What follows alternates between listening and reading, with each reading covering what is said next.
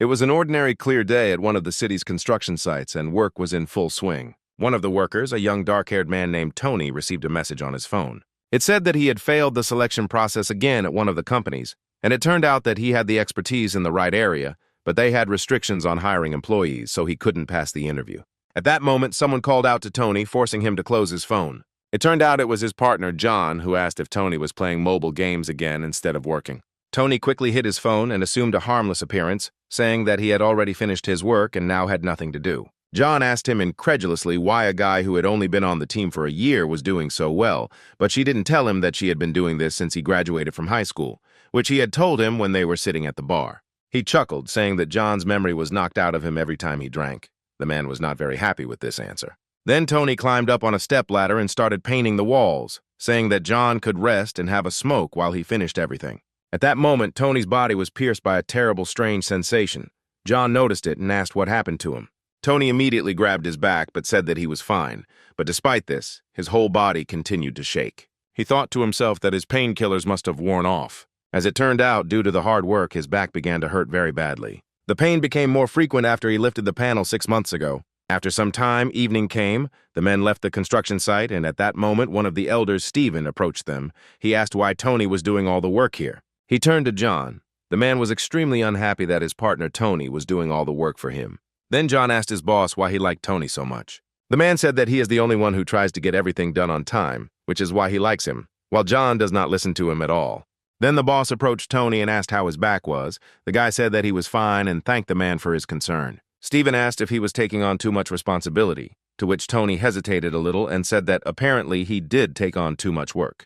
He then asked him if he wanted to go for a drink with them, but the guy replied that he needed to go to the hospital because his painkillers had run out. So Stephen said goodbye to him and wished him a good journey. Soon after, Tony got into a taxi and went about his business. While he was driving in the car, he thought about his life. He thought that he would not be able to work until he took the pills. He would like to find a less stressful position where he could feel physically good. However, even after a bunch of applications, not a single company accepted it. Sometime later, Tony arrived at the hospital, where he continued to think about why he was so unlucky. He thought about the fact that he was not being accepted because he was only applying for administrative positions. He was afraid that because of his back, he would no longer be able to bear heavy loads. Soon, the doctor, whose name was Hank, took him in. As soon as he touched his back, Tony yelped in pain and tears poured out of his eyes. The man said that the intervertebral disc between the 4th and 5th vertebrae had worn out, and Tony could no longer lift heavy objects. The guy did not object, saying that without work he would simply die of hunger, but the doctor said that he had already told him about this many times.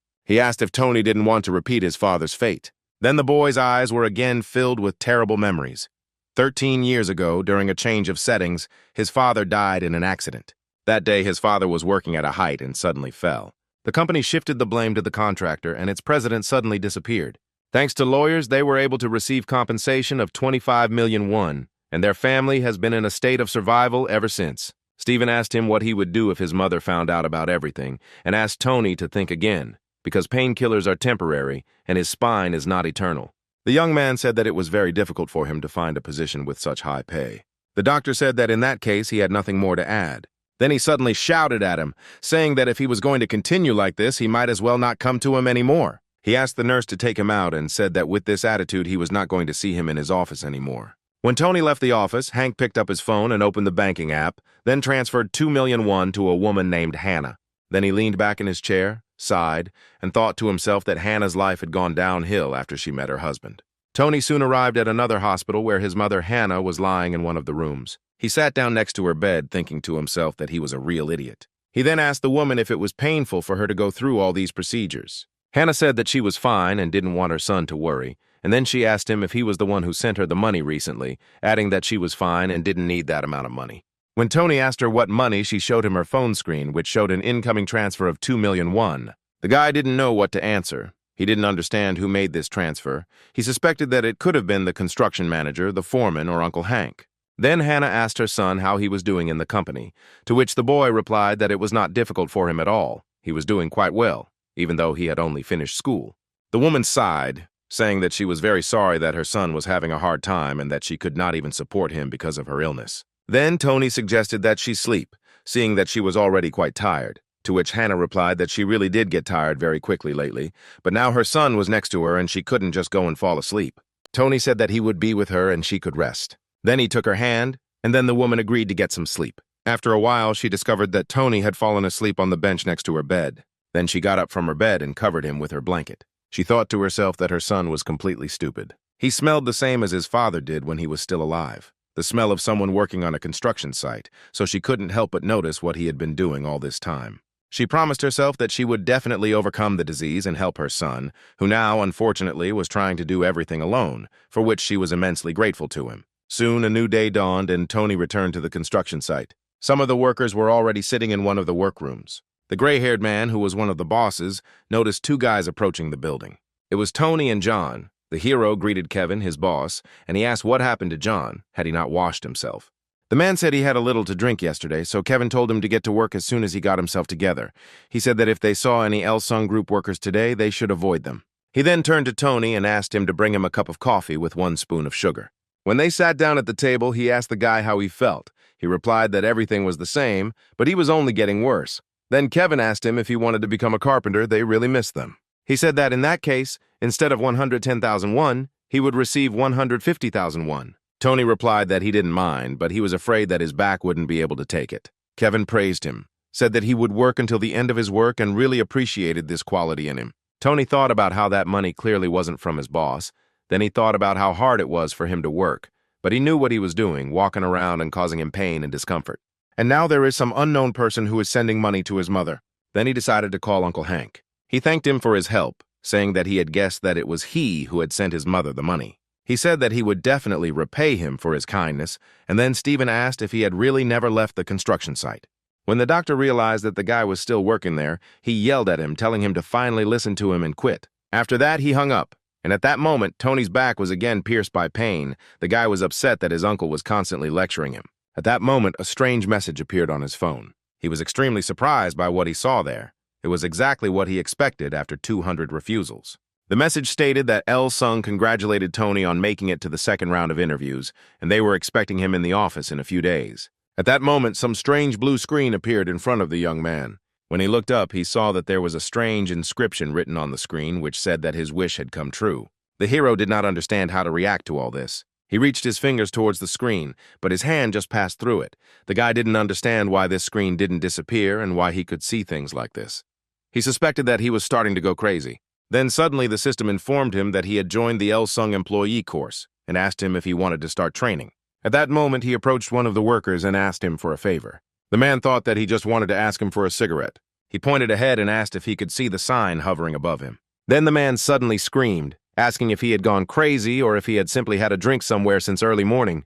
Tony quickly apologized to him and left. Why did he run inside the building? He realized that no one could see this thing. He understood why the man reacted that way, because he would also be taken aback if someone talked to him about such a thing, because he really is the only one who can see this nonsense. Then he went into the restroom and stood in front of the mirror. The screen was not reflected in the reflection either, but it was still hanging over him. Tony thought that this was complete madness. He assumed that he was just dreaming all this. He wanted to get into this company, but this strange training was something incomprehensible. He saw it in TV series, but it was still difficult for him to accept what was happening to him. All this, however, becoming a part of a large company was his dream. Then he decided that he would undergo this training no matter what it cost him. The system told him that if he gave up halfway through, he would lose his memories of the course. But Tony was determined. He said he was willing to take the risk, and then the system told him that as a reward he would get a job, and gave him a skill called Potential Employee View. When Tony moved away from the mirror, he realized that everything was swimming before his eyes. While he was trying to come to his senses, the system informed him that the skill evaluation and work efficiency skill can identify possible problems with prolonged use. A debuff called unsuitability appears, so Tony should only use this skill when necessary. After some time, the hero went to the bookstore, still thinking that he did not understand how such a skill could affect the environment. He then decided that by using this ability, he would be able to see something, and after that, he approached the stand with books. He closed his eyes, preparing himself to use the skill, and soon decided to try it. He opened his eyes, mentally trying to activate the gaze of a potential employee. However, the longer he looked at the books, the more clearly he realized that nothing special was happening. Soon the system appeared in front of him again. It said that this skill was only available in the buildings of the Elsung Group Company. Then he shouted out loud, saying that this system had too many demands. He ended up buying a bunch of books from that store. However, before unpacking them, he went to a construction site to test his skill. When he opened it, He saw that in 2 of the 12 books, some paragraphs were glowing bright green. He returned the rest of the books back to the store, and those books that had notes he read all night long. Soon, the day of the interview arrived, and Tony opened his closet to find some clothes suitable for the day. The system told him that the best choice would be a neat, classic suit. The hero was shaking, but he understood that the main thing in such a situation was not to get nervous. Soon he went outside. It was a pleasant sunny day outside. The hero sat down at the bus stop and continued reading the book, which had notes in it. He continued reading it even while on the bus. Although the constant pop-up messages irritated him, on the other hand, he realized that they weren't helping him much. Soon, one of the company's employees informed him that the interview room was on the 2nd floor. However, Tony suddenly heard the company workers, a man and a woman, quietly talking to each other behind him. The woman told him that this guy has 90-80-61, which is excellent. The system informed him that he had passed the appearance assessment. Tony sighed resignedly, saying that the general information about the interview stated that appearance did not matter. Elsung Group gave free rein to the applicants, but at the same time carefully assessed their every step. The company held a significant position in each of the areas, including fashion, logistics, real estate, tourism, etc., and was frightening in its scale. Soon, Tony and the other candidates went to the interview room, where they took their places and had to take the test. Many of those present were very nervous, not knowing how to answer the questions. There is a big difference between those who know the answers to questions and those who don't. At least in this respect, Tony had an advantage. Soon, men and women entered the office. The girl introduced herself as Kimberly, saying that she joined the company in 2017 and would be assessing skills today. The man's name was Connor. He said that he had been working for the company since 2014 and would be helping candidates with testing. They knew that some of the candidates had traveled from far away, so they asked if anyone had had any inconveniences on their way to the interview. Then one of the candidates raised her hand. She wanted to ask something. She said that she had come from a long distance, and then added that in many companies, all travel expenses are covered by the employer, so she would like to know if their company pays for the trip. Tony didn't think to himself that no company would want to hire a candidate with that attitude. The next moment, the system informed them that the girl, who was a potential employee, had been excluded. He then realized that he needed to continue recording his results, but he thought that the test had 200 questions, and he wondered if he needed to solve them all or if he should make a few mistakes. There was half an hour allotted for 200 questions, and soon Tony realized that he had a minute left. He decided that he did not have to do the entire test. He did not know who gave him this ability, but he decided that it would be a sin not to use it. He must do everything in his power. When the test was over, he went to one of the establishments to meet his colleagues from the construction site. Then Stephen asked him why he didn't come to work yesterday. Since Tony never missed a day of work, Stephen assumed he had a girlfriend, so he suggested that he take her somewhere decent. Tony apologized and thought to himself that if he said that he had gone to an interview at a large company, he would be considered a rat. Stephen laughed, saying he was just a young guy, and then added that he now realized where he was spending all his hard-earned money. Tony didn't think about the fact that he had become very close with the foreman and the others, and if it weren't for his back, he would have continued working there. At that moment, the blue screen appeared in front of him again. The system recommended that he be prepared for the results of the interview. The system said that there was a specific task related to the interview. The general task required him to prepare for the final interview. He was waiting for an interview during which he would have to answer the director's questions. Tony was a little angry. He couldn't believe that the system was offering him a meeting with the director himself, but the punishment for not showing up was a change of construction site. Stephen was distracted from his dinner by the sound of his cell phone. As it turned out, it was his boss, Kevin, who was calling him. He asked him to arrange a meeting for him and Tony. Stephen said he would send a guy to him right away. He then turned to Tony, saying that the boss wanted to talk to him. He smiled, asking what was wrong, since Tony didn't look surprised at all. Tony sighed, saying that his boss was paying him, so there was no point in avoiding him. He then left the establishment, realizing that he needed to meet and talk to the boss. Soon, Tony came to the construction site. The atmosphere between him and Kevin was quite tense.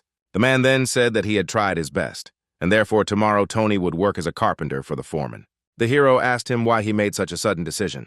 Then Kevin screamed, asking where else he could find someone like Tony. He asked him what he would do without the carpenter. Then the hero replied that he was fine with it.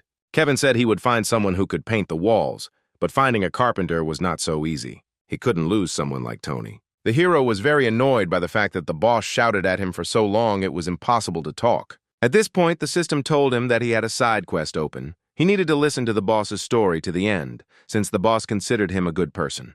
The hero was not very happy with this task, but he had no choice. He turned to Kevin, asking him to be a little quieter. He said that he would listen to him, and then he himself would need to tell his boss something. Kevin then said that now that he didn't have a second carpenter, he couldn't complete the construction plan. Because of this, he loses millions of won a day. Then he shouted again, saying that Tony couldn't leave. The hero thought about it. He was only guessing. But in his opinion, it was 100% his fault. He decided he had to back off, so Kevin asked him to help him for at least a week. Tony was reluctant to agree, but decided that he would help him, but only for a week. Kevin immediately became happy and thanked him, saying that he was trying to take care of him. He thanked the guy for coming to him. Then he said that this was the only time he asked him for something like this. He took his phone out of his pocket and called the president, saying that everything was decided and he would be able to complete the plan in a week. Within 7 days, they would finish the construction. Soon evening came and the workers asked the boss how everything went, and he said that everything was great. Soon 2 men approached Tony. One of them was his boss, Steven, and next to him stood a man he didn't know. Steven asked him to come down, telling him to say hello to the director of the El Sung group. Tony did not get down from the stepladder and shook the man's hand, saying that this was their first meeting. The director said that his name was Charlie. He began to worry when he learned that the construction plan was in jeopardy, and thanked Tony again for his help.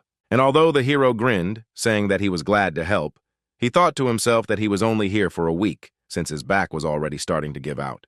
Then Charlie said that he was going to the office the day after tomorrow, and since this was his last time there, he offered the men a drink. However, Tony looked away in embarrassment, saying that he couldn't go because he had a meeting scheduled for tomorrow. After work, he went back to the hospital to see Uncle Hank. As soon as he left for the office, everyone else in the hospital heard a terrifying scream. The doctor tried to fix his back, but the situation was already so dire that any touch was accompanied by incredible pain for Tony. Then he told him to go to the second floor for physical therapy. Tony's eyes filled with tears of pain. He was very worried about the fact that he had an interview coming up, and the doctor continued to reproach him for not caring about his health at all.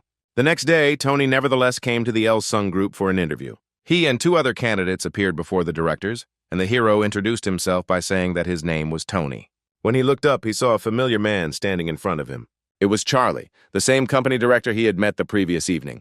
Charlie chuckled, saying that this was not the first time they had met, and so the guy could sit down. Once all the candidates had taken their seats, the directors decided to begin the interviews. Charlie volunteered to go first, and the others present followed suit. Then he turned to a man, one of the candidates, and asked him to stand up. He noticed how the man was dressed. He was wearing white socks with black pants. Then he asked him what he thought about his appearance. The candidate replied that it seemed like these clothes didn't go together very well. Tony wondered if the system was warning him that the pressure would be high at this stage. Then Charlie asked him why he still wore those clothes, since he himself thought that they didn't look very good. Tony realized that the atmosphere in the room was now causing great discomfort to the candidates. This atmosphere brings out all their hidden traits. The candidate couldn't answer Charlie's question, so the man asked him why he was silent, if he couldn't control his emotions. Tony understood that the first thing he needed to do in such a situation was to calm down. This interview was testing his restraint and ability to control his emotions, so he needed to accept it. Seeing the confusion on the candidate's face, Charlie sighed in displeasure. The man was too stressed to get a word out. He was unable to handle the situation, and when everyone realized this, Charlie asked him to sit down and began interviewing the next candidate.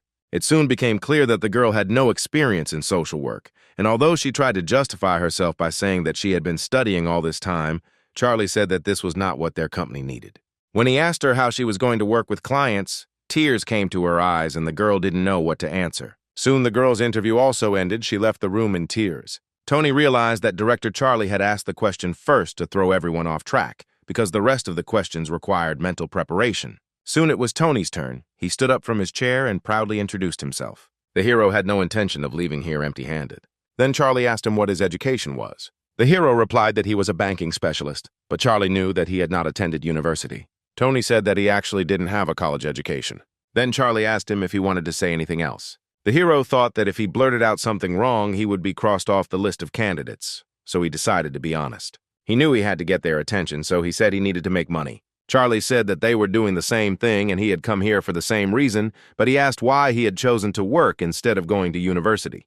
Tony said he didn't regret his decision one bit. Instead of studying, he went to work at a construction site, and in the evenings he spent all his free time on self-education. He said he never neglected it.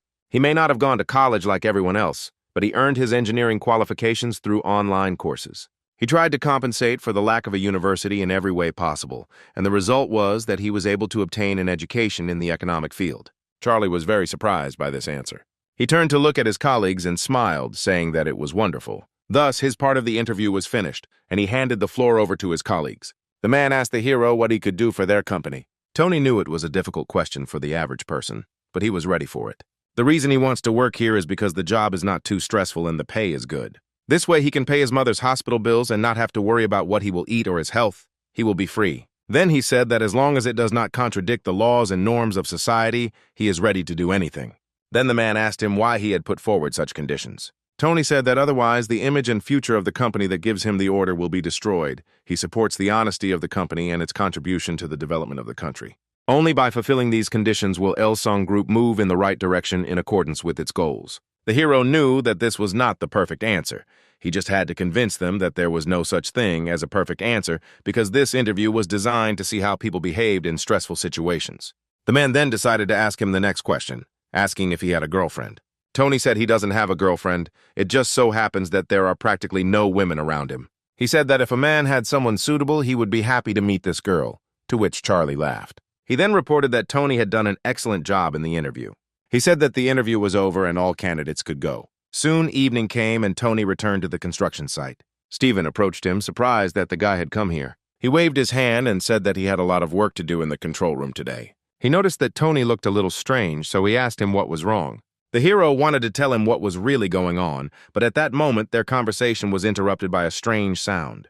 As it turned out, John decided to approach them, but he tripped over a beam and fell. The hero thought about the fact that John was in trouble again, but he had too much work to worry about such things. Then Steven said that they were having dinner together that day and invited Tony to go with them. However, the hero said that he would like to talk to the boss. Steven, like everyone else, was curious about what they wanted to tell Tony. Then the guy said that he was finishing his last week here, which really surprised the men. At that moment, the system sent him a new task. He needed to attend the evening and listen to stories. There was no reward or penalty for refusal, which was extremely surprising for the system's orders. Then Tony asked his boss what they were having for dinner, and Steven chuckled and said that they were having soup today. Then Tony said that if the boss fed him beef, he would switch to the manager's side. John and his partner were very pleased that Tony had made this decision. Moreover, they also wanted to taste the meat. Steven tried to look displeased, saying that he would only agree to it because everyone asked. Soon the men arrived at the establishment and decided to drink to such a good day. Steven said that this week had been very difficult. Lately, people are becoming less and less willing to become engineers. His brother is a gas worker and he himself worked in his specialty for 20 years. He didn't understand what the point of studying was if it was so difficult to earn good money, so he decided not to study further, considering it useless. John said that this is all for a reason. The manager says this because he is already too old. At that moment, Tony thought about the fact that even when drunk, he doesn't talk nonsense, and the technical staff finds this very difficult. Nowadays, industry is driven by science, technology, and pharmaceuticals. When everyone was so drunk that they couldn't think clearly, the hero turned to the window and began to look out at the city at night. A whole week has passed since that evening. Tony was at the Elsung Group when his boss called him and asked why he hadn't shown up for work. Then Tony said that yesterday he had talked about taking the day off because he needed rest. However, Steven insisted he asked Tony to come to work, as he had not slept all night and did not want to work alone. However, Tony said that he would not be able to go out and would not come tomorrow, and before the manager could answer, he hung up. At that moment, one of the company's employees approached him and said that she would take him to the debate site. She said that the second interview is a discussion between 10 people. Tony can enter into the discussion according to the words of the speaker. The topic of the panel discussion is OECD countries, where South Korea is part of the Commonwealth Economic and Development Organization. Today they will discuss the issue of high prices for education and ways to solve this problem. When all the candidates arrived in the room, the host announced that when answering they should raise their hand, state their number and name, and only then speak. Tony then realized that this was exactly what he had been worried about, since this topic required a broad background in social work. He mentally thanked the group leader for the invaluable experience. Soon, the man leading the debate made notes on his tablet and said they needed to begin. Tony looked up confidently, preparing for the group interview. He was assigned number 2. Soon, the discussion began, and number 3 entered the debate, raising his hand and saying that he believed that the economic situation of recent years had had a serious impact on the country. As a result, the cost of education has increased greatly, and in order to be among the top 10 economically strongest countries, they must not skimp on human resources. If the cost of education is reduced, they will be able to provide more talented people. Tony looked at him in surprise, thinking that this guy was a real idiot. All the discussions had already been given the topic of the reasons for the increase in tuition fees and ways to solve this problem, and this guy just repeated the question and did not give any answer. He thought it was a good thing he had decided not to answer first, since now he had time to think about his answer. The discussion soon turned to participant number 7, who said that her parents spent 300 million won to provide her with a good education, and that such amounts lead to a decrease in the birth rate, since not every parent can spend that much on several children. and she believed that it was necessary to encourage an increase in the population and increase payments to families with children. Number 3 agreed with her, saying that families were breaking up, the birth rate was falling, the cost of education was rising every year, and encouraging more children was a great way out. Tony thought that this sounded good, but the company had nothing to do with it, since it was not a government enterprise, so they did not have to worry about such issues. Then he raised his hand, suggesting that the situation be looked at from a different angle. With this statement, he greatly surprised speakers number 3 and 7. Tony said their country ranks first in the world in terms of cost of education and second in terms of the number of applicants. Then he stood up from his seat and went to the board, saying that they should talk about the quality of education. He asked everyone present to look at the OECD education rankings. The quality of the education system is ranked 75th. From a young age, they have the choice to continue their education after school or not. Compared to Germany, where education is compulsory, they have the right to choose where to go to study, be it college, university, or self-education. As a result, the number of jobs fully corresponds to demand, and although the average salary there is higher than in Korea, the difference in incomes in different specialties is not so great. However, their country has a personnel imbalance with insufficient support for areas such as science, IT, and other technologies, and most engineering positions being filled by foreign workers. Tony believed that if their education system became more streamlined like Germany's, it would bear fruit. It would reduce the cost of education in the country and help its development as a whole. When he looked at the other debaters, he saw the doubt in their eyes and realized that they were confused by the way he connected these facts. Then participant number 10 asked if he really thought so. It seemed to him that participant number 2 was dissatisfied with the education system in their country. Tony was extremely surprised by such a statement on his part. He didn't expect that there would be an open attack here, but he understood that the main thing in such situations was not to panic. He then apologized if he had offended anyone, saying that his intention was not to slander their country. Participant number 10 said that he really didn't like his words. The foreign education system does not take into account the traditions of their country, and he thinks that introducing something like this is a huge mistake. They have enough outstanding and talented people. Everyone here had been educated in Seoul or abroad, and they were sitting here only because of their knowledge, but he didn't understand why number 2 thought they were worse than the Germans. The debate leader then turned to debater number 10 and asked his name. The man replied that his name was Ian. The manager then thanked him for his participation, saying that he could go free. When he heard this, his face turned red, either from misunderstanding or from anger. The manager said that he did not think he was suitable for working in their company, but he thanked him for his good work. Tony thought about how companies nowadays need talent that can integrate into a team, and this Ian puts others down. Considering himself superior given the company's demands, he is the worst of all who could come across. There is no point in hiring someone who wants to be in the center, pushing out everyone else. After this, Ian left the room, slamming the door loudly behind him. Then the manager said that they had a second topic dedicated to national pension reform. The debaters discussed this topic a lot, and the hero began to think that this would never end. 25 minutes passed, and they still had a disagreement that was not being resolved. He wanted all this to end as soon as possible. Judging by the examiner's face, he was also fed up with all this. Then Tony decided to speak up, saying that at this rate they would not be able to come to a consensus, but that summing up each speech, 2 prevailing views could be identified. Participant number 1 said that the national and occupational pension should be integrated, following the example of Japan, and participant number 6 responded that the shortcoming of the national pension could be supplemented by private payments. Then he suggested listening to one more person and summing up the results by voting. The examiner noted to himself that there was a heated discussion going on within the group, but this guy was silent. Typically, people like him act as mediators in disputes, and that's exactly the kind of person their company needs. Soon, he thanked all the participants for their work and said that they were finished for the day. After everyone left, he made a note next to Tony's name, saying that this guy had definitely done it. When the hero left the office, he heard someone screaming. The man was saying that he had been treated unfairly. When he turned around, he saw that participant number 10 was arguing with the examiner, saying that he was kicked out unfairly. Then the hero realized that there were even those here who did not admit their mistake. When the hero blinked, he saw that the examiner seemed to be covered in a green aura. Tony didn't understand why his skill was activated. Now every person looked completely different in his eyes. He looked back to see the rest of the people in the hallway. Behind him stood a man and a woman.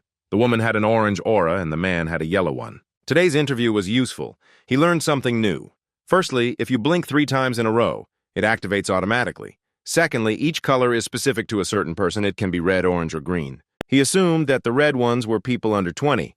The orange ones were people over 20, and the green ones were people over 30, but he doubted that they were divided by age. After some time, the hero returned to his job at the construction site. While he was busy working, a new message came on his phone. It said that he had passed an interview at the Elsung Group. The last interview with the directors would take place tomorrow at 3 o'clock in the afternoon at the company's main building. The hero was extremely happy with this news. He was happy that the day of the last interview would finally come, but he understood that vigilance would still not hurt him. He decided that he had to remain calm and had to pass the final interview to fulfill his dream. After that, he approached John and decided to give him some advice, saying that he was putting too much paint on the roller, thus it would run out faster. However, the guy did not hear him and again took a huge amount of paint and then directed it upward to paint the walls. When Tony looked up, he saw a huge amount of paint flying right onto his face. All this paint ended up on his head. John immediately climbed down from the stepladder, apologizing to his partner. And although Tony was very unhappy, he said that he shouldn't worry about such trifles. John continued to change, saying that he was very sorry, but the hero calmed him down, saying that he was okay. He then headed towards the showers and met his supervisor, Steven, on the way. The man asked him what happened, to which the hero replied that it was nothing special, just work-related issues, and said that he would go to the dorm to wash up. Steven said it was far, so he should go to the bathhouse on the first floor. It was opening today. Tony had no doubt. He was sure of how the other workers had reacted to this, but Steven said that they themselves had sent word that everyone should come in and wash up after work today, so there would be no misunderstanding. Then the hero went down the stairs to wash off the paint. He felt very comfortable walking around with his hair stuck together. Soon he arrived at the right door. When he entered, he immediately took off all his dirty clothes and headed to the shower. After that, he took a hot shower, washing off all the paint. Then he went a little to the middle where there was already a man. He asked him what he was doing. Tony told him that he was a construction worker. The man suggested that this must be very hard work, since he came here covered in paint from head to toe. Then the hero smiled and asked if this man was really the boss here. When the man answered him that he was indeed the boss, the hero immediately became delighted, saying that his bathhouse was simply something. It was a wonderful job, and then asked if he was paid well. The man said that he was paid enough not to envy others. Then the hero thanked him again for his efforts. After this, the man suddenly dove sharply under the water. Tony panicked, thinking that the man had suddenly become ill and drowned. He immediately rushed to his aid, intending to pull him out from under the water. At that moment, the man emerged and laughed, asking if he really thought he was dead. Then he said that he actually had a curse on him. He said that in the bathhouse he always has to press, especially after he sweats a lot. Tony said it was very interesting and thought to himself that he was doing the right thing. You can't identify possible inconveniences for customers without testing it yourself. He said that the man was an excellent specialist in his field and looked very healthy, to which his friend told him that he too should take care of his health, not forgetting to exercise and eat well while he was still young. Then he suddenly stood up, saying that it was time for him to go. Tony wished him luck and health, saying that he hoped that everything would go well for him. The man smiled and said that he also hoped that everything would be fine for the guy. When Tony left the bathhouse, a man in a suit followed him in. He headed straight inside the bathhouse. Once inside, he called out to the president, who turned out to be the same man. He said the closing ceremony was in 40 minutes and asked if he would go to it. As it turns out, President Christopher really did have a curse after the construction. If he didn't take a bath here, an accident would definitely happen within a year. The man hoped that everything would be fine this year. Soon, the day of the final interview arrived. The hero tried to be as calm and collected as possible. The system informed him that all he had to do was pass the final interview, but Tony was unhappy, saying that it was not that easy. When the system told him that he just had to trust, he sighed with displeasure, saying that since it wasn't going to help, he would do everything himself. He needed to remember everything, from the company's past to the events of today. He soon accepted the company and greeted everyone present, thanking them for giving him a chance. Then the committee chairman asked Tony to sit down. The hero thought about the fact that the system told him not to worry, but at a meeting with directors and luck will not work. Then he decided it was time to put the skill to use. When he looked at the directors, he saw that one of them was emitting a blue aura and the other one was emitting a purple aura. They all looked to be over 50 years old. He doubted that they were really directors. Then the only man said that Tony had applied for a management position related to credit and banking. The man approached another principal, saying that this guy had not attended college or university. Then he asked how he was able to get an education himself. The man said that this guy must be very good to have made it this far, and asked the assistant to give him the results of past interviews. Soon all the directors saw that Tony had received top marks in the interview. They were extremely surprised that he did better than graduates from the country's most popular universities. The assistant then leaned over to one of the directors and said he thought this guy could be classified as an SSS. This group usually includes relatives and descendants of the chairman's family or ordinary mortals who have reached their level. The director then turned to Tony and asked what kind of job he would like to do. The hero said that he would prefer an office job, but whatever activity they assigned him, he would be happy. When the director said that Tony couldn't go, why, the hero was extremely surprised. Then the director said that the interview was over and thanked the guy for his work. When he came out, they began to discuss whether he could be a relative of the chairman or someone from his entourage, and decided to thoroughly check this information. One of the directors suggested that he had been deliberately disguised as an ordinary economist so that they would not suspect anything. Another man agreed with him, saying that the chairman's policy was precisely to start from the very bottom. It was all too suspicious because the HR department noticed it first. They shouldn't make mistakes either. They assumed that a person from the SS group had come to them. The story moves to an expensive building. A young man came to the office of his father, who was extremely unhappy that his son decided to show up after so much time. He said that he had failed. Although he had prepared for so long, such shame had never happened in their family. The young man said he was very sorry and asked his father to give him another chance. When the man started yelling at him, saying that he had not shown up for the interview and had failed, the young man clenched his fists in anger. The man then turned again to his son, Tony, and told him to speak openly to him and not hide anything. The story moves back to the construction site. It was another one of Tony's working days. He received another message on his phone which said that he had been accepted for a position at Elsung Group. The hero knew that it would not be easy to pass the interview with the directors, and he had a feeling that it was a waste of time. He then received another message saying that he needed to attend a mandatory medical examination at the regional hospital, but that he could also provide medical reports from another hospital. The hero didn't know what to do. He wanted to get a job in the company because of his back, but now he doubted that this would not become a hindrance. Then he decided to go to the hospital to see Uncle Hank. When he entered the office, the doctor asked if his back was hurting again. Tony scratched the back of his head and said that he was fine today. He said he had passed a final interview for a position in a large company. Hank was very happy for him, saying that now he would finally not be putting unnecessary strain on his spine. However, he had a feeling that something was wrong here. Then Tony lowered his head in shame and said that it was nonsense. He understood that he could only ask his uncle about it, but he could not utter a word. Then he said he wanted him to write him a prescription for painkillers. Hank said he guessed that was the reason the guy came there. When he looked at him, he realized that Tony had a very sad look, which surprised the man, since he usually had a very confident attitude. He didn't understand what the problem was. He remembered Tony's words about him passing the final interview at a large company. Then the doctor thought that since he was going to get a job, he needed to get a medical examination, and then he realized what this guy wanted from him. He understood that if he was caught, his license would easily be revoked. However, Hank suddenly started typing something on his computer, thinking that this guy was just like his father, making everyone worry about him. Soon after, the hero went downstairs to get a prescription from the nurse, and then she handed him something else. As it turned out, it was a disc. At that moment, the hero heard Hank's voice from behind him, and he decided to congratulate him once again. He said that the guy would pay for his medications as soon as he received his first salary. Tony smiled, realizing that his uncle had helped him a lot. Soon the hero went back home. He received another message from the company, which said that he had passed the general selection of personnel at Elsung Group.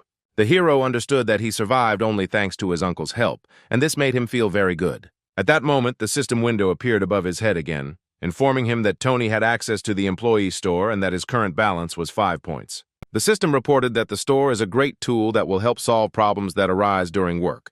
You can buy special items for points that he will earn by completing tasks. When a window appeared in front of the hero, allowing him to open a store for employees, he immediately agreed. Soon, the system window increased. Among the goods for new employees was a sobering pill that instantly removes alcohol from the body, lenses of vision through walls, allowing to see through walls in a radius of 2 meters for 1 minute, a candy that stops drowsiness when taken for 6 hours.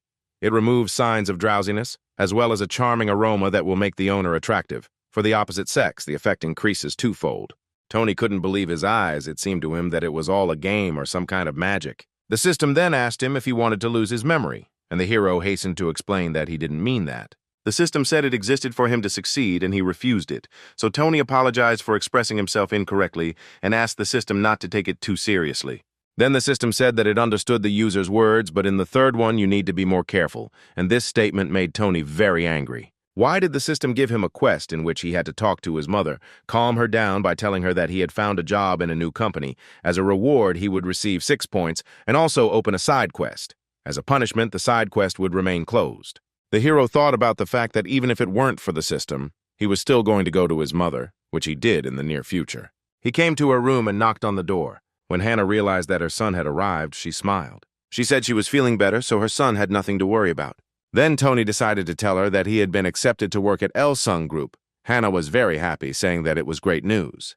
Then the guy said that in that case she needed to get better, and they would go home together. Then Hannah said that her aunt had bought and brought her a whole box of apples that day, and she offered to take a few for her son. Tony was pleased to see his mother finally smiling. The woman said that her son studied hard and got a position in a good company, so she is very happy for him. Then Tony stood up and said he was going to go to the nurse for a stroller. He asked his mother to wait for him and went into the corridor. When he left the room, the system informed him that the quest had been completed. She then informed him that Hank was very worried about his mother, so Tony should call him and ask him to come to the hospital. He would get 5 points and there would be no punishment. When the hero saw the name of the quest, which was called First Love, he was shocked. He did not understand what the system wanted to say with this because Hank was his father's best friend. His father and Uncle Hank were best friends when they were young. He was the same friend who came and scolded his father every time for not taking care of his health. Tony remembered these moments from his childhood well. Now the hero realized that all this time Hank was not married. He still couldn't get over the fact that his father's best friend was in love with his mother. Then he turned to the system, asking if all this was true, to which the system replied that it could not lie. The hero then asked her why she was giving him this task, and the system replied that she was doing it for the sake of the success of a user named Tony.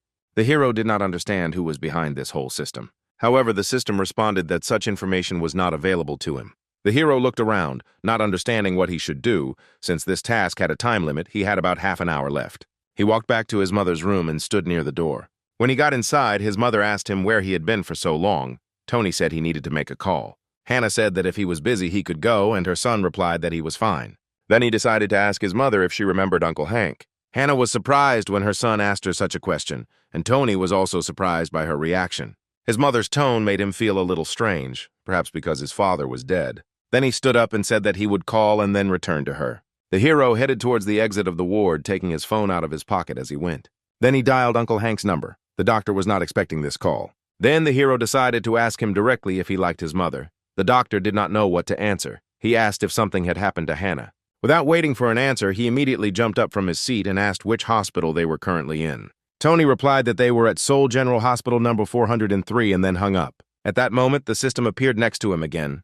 It said that the hero made an excellent choice, but Tony was extremely unhappy with the way this strange thing was behaving. He asked her again what she was, but the system still didn't answer. Uncle Hank showed up at the hospital 15 minutes after the call. He ran quickly down the corridor, not paying attention to anyone, including Tony. He ran here without even taking off his hospital gown. He eventually met Hannah, their first meeting since the death of the hero's father. Soon, the system informed Tony that the quest was completed. As a reward, he received 5 points. When the hero calmed down and thought soberly, he came to the conclusion that he considered the only correct one. He looked at the system window and wondered if all this could be true. Then he asked her if his father was behind this system. The system provided him with one-sided assistance, sometimes turning into threats, but it did everything to help him. However, the system said it could not answer this question. The hero again assumed that his father was the one behind this, and that was why he did not answer directly. However, the system did not respond, and then the hero decided that he was still interested in what kind of creature it was, and therefore he would learn about it gradually. However, something else was worrying him now. He wondered what his mother and Uncle Hank were doing at the moment. When he looked through the door window, he saw that they were talking to each other. The hero did not hear the conversation, but he saw that there was a smile on his mother's face. Uncle Hank was smiling too, and the hero had never seen such a sincere smile on his face. The system again informed the hero that he had made a good choice. Soon it was 10 p.m., at which point all guests had to leave the hospital. Hank left the room and saw Tony behind the door. He assumed that the guy was eavesdropping on their conversation, but the hero said that he just came here. Then the doctor approached him and apologized for his behavior. However, the hero said that he had nothing to apologize for. Hank said that in any case he was grateful to him for his help and for calling him, and now it was time for him to go. Finally, Tony asked him again if he liked his mother. Then Hank looked away, embarrassed, saying that he didn't know how to answer that question. Tony looked down in displeasure. He expected a clearer answer. He told his uncle that he would be at the training center for the next 3 days. His aunt sometimes came to visit his mother, but he would like his uncle to come sometimes too. He paid his mother's medical bills and sent him to the company for a medical checkup. And now the hero realized that all this was not because of his friendship with his dad, but because of his mom. He couldn't understand his feelings, so he told Hank to decide for himself. One way or another, he were the only ones who could take care of Hannah. Hank said he understood what the guy meant, and said he would think about it because it was not an easy decision. Tony spent the next 3 days at the training center. When he returned to the construction site, the manager announced that they were moving to a new construction site tomorrow. He asked the workers to go to bed early so that they could start work as soon as possible. Then Tony turned to him saying that he needed to say something. Stephen assumed that he wanted to take the day off again. He said that the guy had to go out, the boss took a long weekend, so there was no one to work. Then the hero said that he found a new job, and so he had to go. Steven screamed, asking how much he needed to pay him to get him out of this idea. He asked if it would be enough for him if he got $4 million a month here. Then Tony apologized for what he said earlier. He said that he had passed the final interview at Elsung Group. At first, Steven couldn't believe his ears. When he realized that Tony was actually serious, his face contorted in shock. Then Tony said that he wouldn't be able to come out for his shift tomorrow. Steven was extremely surprised that he didn't even go to university, and yet he got an interview at such a big company. The hero looked away in shame, not knowing what to answer. Then Steven said that he had to work hard to avoid losing face. Tony didn't look up, saying he was truly sorry. At that moment, John and his partner approached them. John asked if it was time for them to get something to eat since Tony was leaving. Steven yelled at him because they were talking about this boy leaving, and all he could think about was food. Then one of the workers said that his wife had called him and that he needed to go home. Steven was very unhappy that the man wanted to leave early. However, the worker said that he spends all day at work and that he also wants to be at home sometimes. He said that even Tony decided to quit here. There was an awkward pause between the men. Then Steven turned to the hero again. Tony assumed he was going to start scolding him again. However, Steven told him to come with them and have dinner. He said that he was not suggesting it because he liked him. He was doing it because he felt awkward. Tony smiled. He understood that even though the leader said so, he remained himself until the very end. When the men arrived at the restaurant, Steven said that Tony would not leave until he had a good meal, because office work is not as easy as it seems at first glance. However, the hero stated that he was ready for such work. Steven countered by saying that he hadn't gone to university, it would be easy for him, and that the others would laugh at him if they knew the whole truth. Then Tony looked up at him, saying that he understood all of this. However, he also understood that he had to do it. Steven said that if he doesn't succeed in this company, he can return to them. They will always be glad to see him. There will always be a place for Tony here. The hero thanked his boss for such warm words. Then his partner cleared his throat and took something out of his pocket, saying that if he had known in advance, he would have prepared a better gift. Then he pulled an envelope out of his pocket and handed it to Tony. The guy was surprised and asked what it was. The man asked him to open the envelope and accept it without questions. Like a real adult would, he said that this amount would be enough for several pairs of shoes. The hero immediately raised his hands up, saying that he could not accept such an amount, and asked the man to take the envelope back. At that moment, John took the envelope and said that in that case, he would take the money. The man immediately shouted at him, telling him to give the envelope back to Tony. John was surprised by such a sharp reaction and returned the money back to the guy. Tony smiled and said he would still accept them. He was glad that even though he was gone, the men were kind to him that day, the last time he saw his former colleagues. The very next day, he joined the Elsung Group. The hero took a large black suitcase with him and went to the bus. He greeted the man who was directing the boarding of the bus and gave his name. The man immediately looked at his tablet to check the data. He told Tony to get on the first bus. However, he suddenly stopped the guy and asked if he was really born in 1992. However, Tony replied that this was not his year of birth. As it turned out, he was born in 1994. When the man heard this, he said that in that case, he needed to get on the third bus, leave his luggage in the cargo hold, and go inside. Tony thought about the fact that apparently someone here had the same name as him. As he got on the bus, he continued to think about it. His name was not the most common, so this situation was quite surprising. Then he finally found his seat and sat down there, breathing a sigh of relief. Then the bus manager said that since everyone was seated, they were heading to the training center for new employees. Tony smiled, realizing that he was now the company's new employee. He was distracted from his thoughts by the sound of the phone, which was in his pocket. He received a message from Hank. The man asked him not to worry about his mother and to work hard. At that moment, one of the men who was sitting on the bus suddenly stood up in the middle of the aisle. He greeted everyone present, saying that his name was Marvin. He was the deputy director of the sales department of the Elsung Group branch in one of the cities and was responsible for the third bus. He also thanked everyone present for their work. Everyone present on the bus also thanked him. Marvin said that he would be their supervisor for the next 4 weeks at the training center. He asked if they had decided on the type of work they would do. Everyone present on the bus began to look awkwardly at each other, not understanding what the man was talking about. Then he said that he had asked the question incorrectly and asked those who already knew which department they wanted to work in to raise their hands. As it turned out, no one present raised their hand. Marvin said that training and retraining of new employees is an important process in the company. The company monitors employees, evaluates their work, and based on the results of the training offers a position. He joined the company just after such training. He was assigned to the sales department, where he is now doing an excellent job. Then one of the employees asked what if he got a job he didn't want to do. Marvin said that first of all, they should keep their grades high, and the top 10th of the students will be given the opportunity to choose their own position. The remaining 90% will be distributed by managers, but even with the first option, there is a chance that the position will not be suitable for the employee. However, he said there was one loophole. After a year, they could apply to change their occupation, although he did not recommend this route, since requests could simply be rejected and their previous team would not accept them back. When Tony heard this, he was very surprised. He realized that from the very beginning of the company, each of its employees was being closely watched. He wondered what a troublemaker would look like if there were problems within the team. He didn't understand what to do if his health worsened and he urgently needed surgery. He was afraid that for this he would have to quit his job when he would lose everything, and he would have to start over. Then the hero firmly decided that he must hold out to the last. Soon the buses arrived in the desired city. For Tony, all this was new. He felt a little strange, but at the same time he had a feeling that a bright future awaited him. After some time, the buses arrived at the company's training center. Marvin looked around at all the workers, making sure everyone was off the buses. He said that now all employees will receive things. Tracksuits of appropriate sizes and name badges have been prepared for them. Soon everyone arrived at the center where their luggage was checked and they were given the necessary clothes. One of the workers greeted Tony, said that he had been assigned room B13 on the 3rd floor, and asked him to change clothes and investigate the assembly area. When the hero raised his head, he saw that the floors were numbered starting from the 2nd with the letters A, B, C. He was surprised that men and women lived together.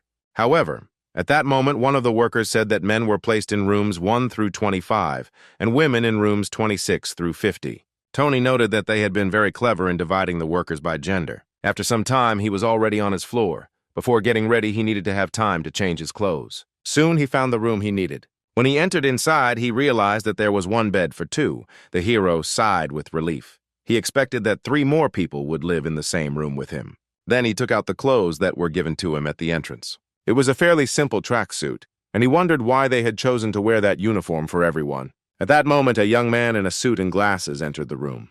Tony turned around and looked at who had arrived. The guy chuckled, saying that the room was quite small. Tony disagreed with him, and then introduced himself. The man scratched his head awkwardly, saying that his name was Archie. Tony noted to himself that Archie looked like a good man. He looked older, so the hero thought about whether he should bow to him. He approached him, saying that he seemed to be older than him, to which Archie replied that he was 29. Tony chuckled, saying he was 25 and hoped it wouldn't be a problem for them. He asked him where he should sleep and suggested that he take the 2nd floor. Archie said that in that case he would stay on the 1st floor and thanked the guy for his concern because the 2nd floor was too much trouble. Tony said that it was no big deal since they would have to live together for a whole month. Then Archie was surprised that Tony got a job so early. Because he was only 25 years old, he was surprised that Tony graduated from university in 3 years. Then the hero said that he received a degree in lending and banking, so he really did get an education earlier than the others. At that moment, loudspeakers throughout the building turned on, and a voice said that the interns were expected in the main building hall in 10 minutes. The man said that they had little time left. Archie chuckled, saying he felt like they were in the army. Tony agreed with him and then suggested that they go to the gym or they would be late. After some time, the hero noted that the first day was quite good. The managers apparently want to check the attendance. More than 260 people gathered in one room to listen to the speech. The man who spoke on stage said that before they began training the company's new employees, the director of training wanted to say a few words to them. At this moment, another man came onto the stage. The man greeted him on stage and bowed, then stepped aside so he could take his place. The man in glasses leaned toward the microphone, smiled broadly, and greeted the interns. The interns greeted him back. Then the man said that it was somehow quiet here. He then shouted into the microphone, asking if this was what new employees at the company were supposed to be like, and then greeted them again, this time very loudly. This time, the interns greeted the man as loudly as he did. The director said that until last year he was the executive director of the Il-sung Group head office. His name is Philip. He was appointed to the Il-sung Group training center earlier this year. He said their group is among the top 5 companies in South Korea, but they were at the bottom at first. The 60s were difficult years. Philip went to Japan to hone his skills, and then he asked the trainees if they knew where the first refrigerator was made in South Korea. One of the interns raised his hand and said that it was made at Il-sung Group Electronics. Philip said that this was the correct answer. It took them 4 years to develop and create the first refrigerator. They went through a process of trial and error. Refrigerators were very expensive in those days, but now everyone has this household item. Tony reflected on the fact that the director of the training center's speech was built around the history of the company. In particular, he spoke about her past and future. At this point, Philippe declared that from this day on, the trainees were not just new employees, they were the entire future of Il-sung Group. From the moment they entered this training center and throughout their career growth, they would be Il-sung Group people. So he suggested that starting from tomorrow, they should try their best for the future of the company. Soon the interns met Marvin again. The man said that lights out starts at 10 p.m. After 10, each of the interns will be on duty on the floor in shifts. He said that the interns should elect a floor leader who would be responsible for organizing their work. Then he asked for a raise of hands for those who wanted to take on the responsibility. Tony decided that he should try to take on the role of head boy.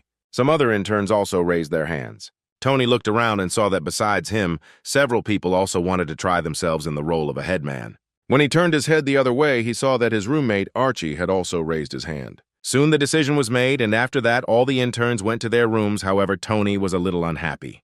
It was his first day here, and he was already dying of boredom. He had no one to talk to since his roommate had become the floor leader, and he was left all alone. As it turned out, Marvin actually chose Archie as the head boy and thanked everyone else for their activity. He said that the duration of the headman's work is 1 week, after which they will discuss the pros and cons of his work, and this role can also be voluntarily left if a person feels that he is not coping. The trainees said that everything was clear to them.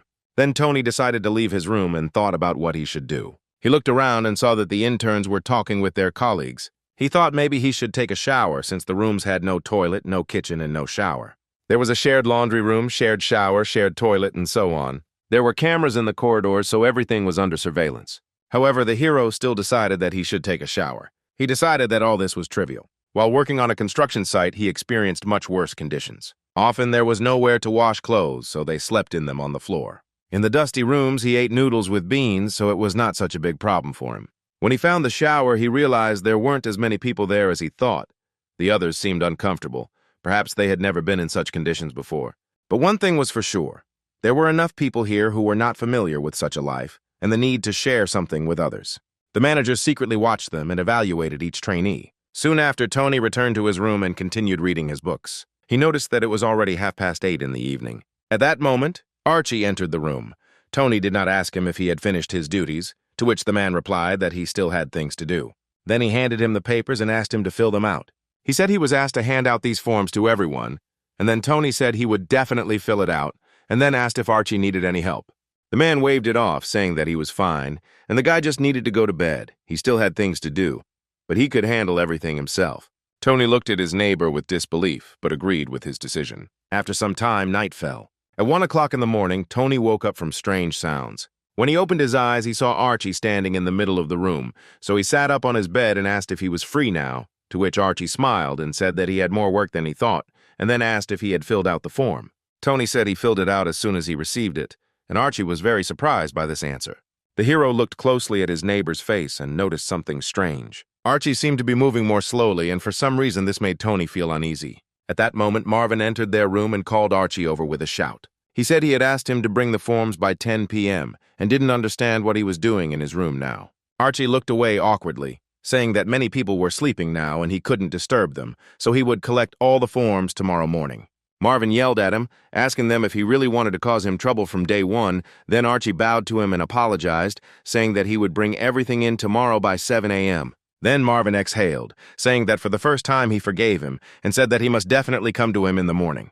When he left the room, Tony wanted to ask his neighbor if he was okay, but decided that it was not worth doing. He had already asked him twice, and both times Archie had answered that he was fine. He knew that all it took was a few words from him, and then they might be able to get along. The next morning, Tony walked out of his room when suddenly someone called out to him from behind him. It was Marvin. He asked where Archie had gone, but the hero said that he didn't know because he had just woken up. Then Marvin asked to find him. He said that he would be in the small conference room at 7:30, and if Tony saw him, then he should bring Archie there. Then the hero asked the man for his number just in case. After this, the hero thought about the fact that he and Archie had not even exchanged phone numbers. He had no idea that something like this could happen. However, he quickly realized that there was no time for this at all, since Archie had been very busy yesterday. He was distracted from his thoughts by a scream somewhere nearby.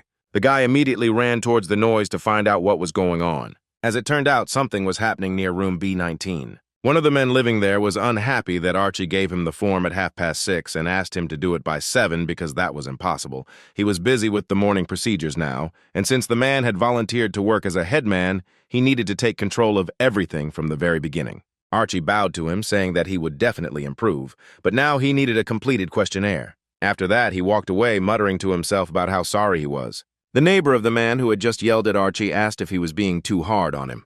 The man said that he should not be pitied because such is the fate of the headman. Whoever is appointed to this role can receive 20 additional points by the end of training. He said that he had read about it in a brochure, but that was the only way to really get points, and if the class monitor couldn't handle it, he could be replaced. He then said that in any case it was not for them to judge his work. The management would deal with it. Tony thought about the fact that it would be beneficial for the company if new employees learned to communicate with each other from the very beginning. As a result, aggression and negativity hung in the air, and the heroes wondered what Archie thought about it. Suddenly, a system window appeared in front of him. It informed him that the guy had a new task. He needed to read the brochure of the company's training center, learn all the information stored there, and be ready for anything. He also needed to lead the team as a headman. He would be able to make a good impression and earn authority. The hero was extremely surprised that the system was asking him to do such a task. Suddenly, he saw Archie in front of him, who was again asking the other interns to give him the completed questionnaire. Then he came up to him and greeted him. Archie asked him what happened. Tony said that the manager was looking for him. He was waiting in the small conference room on the second floor. He asked Archie to come there before 7:30. Archie cursed, realizing that he had 15 minutes left and he still hadn't finished his work. Tony wanted to offer him his help, but Archie had already run ahead down the corridor, saying that he could handle it alone.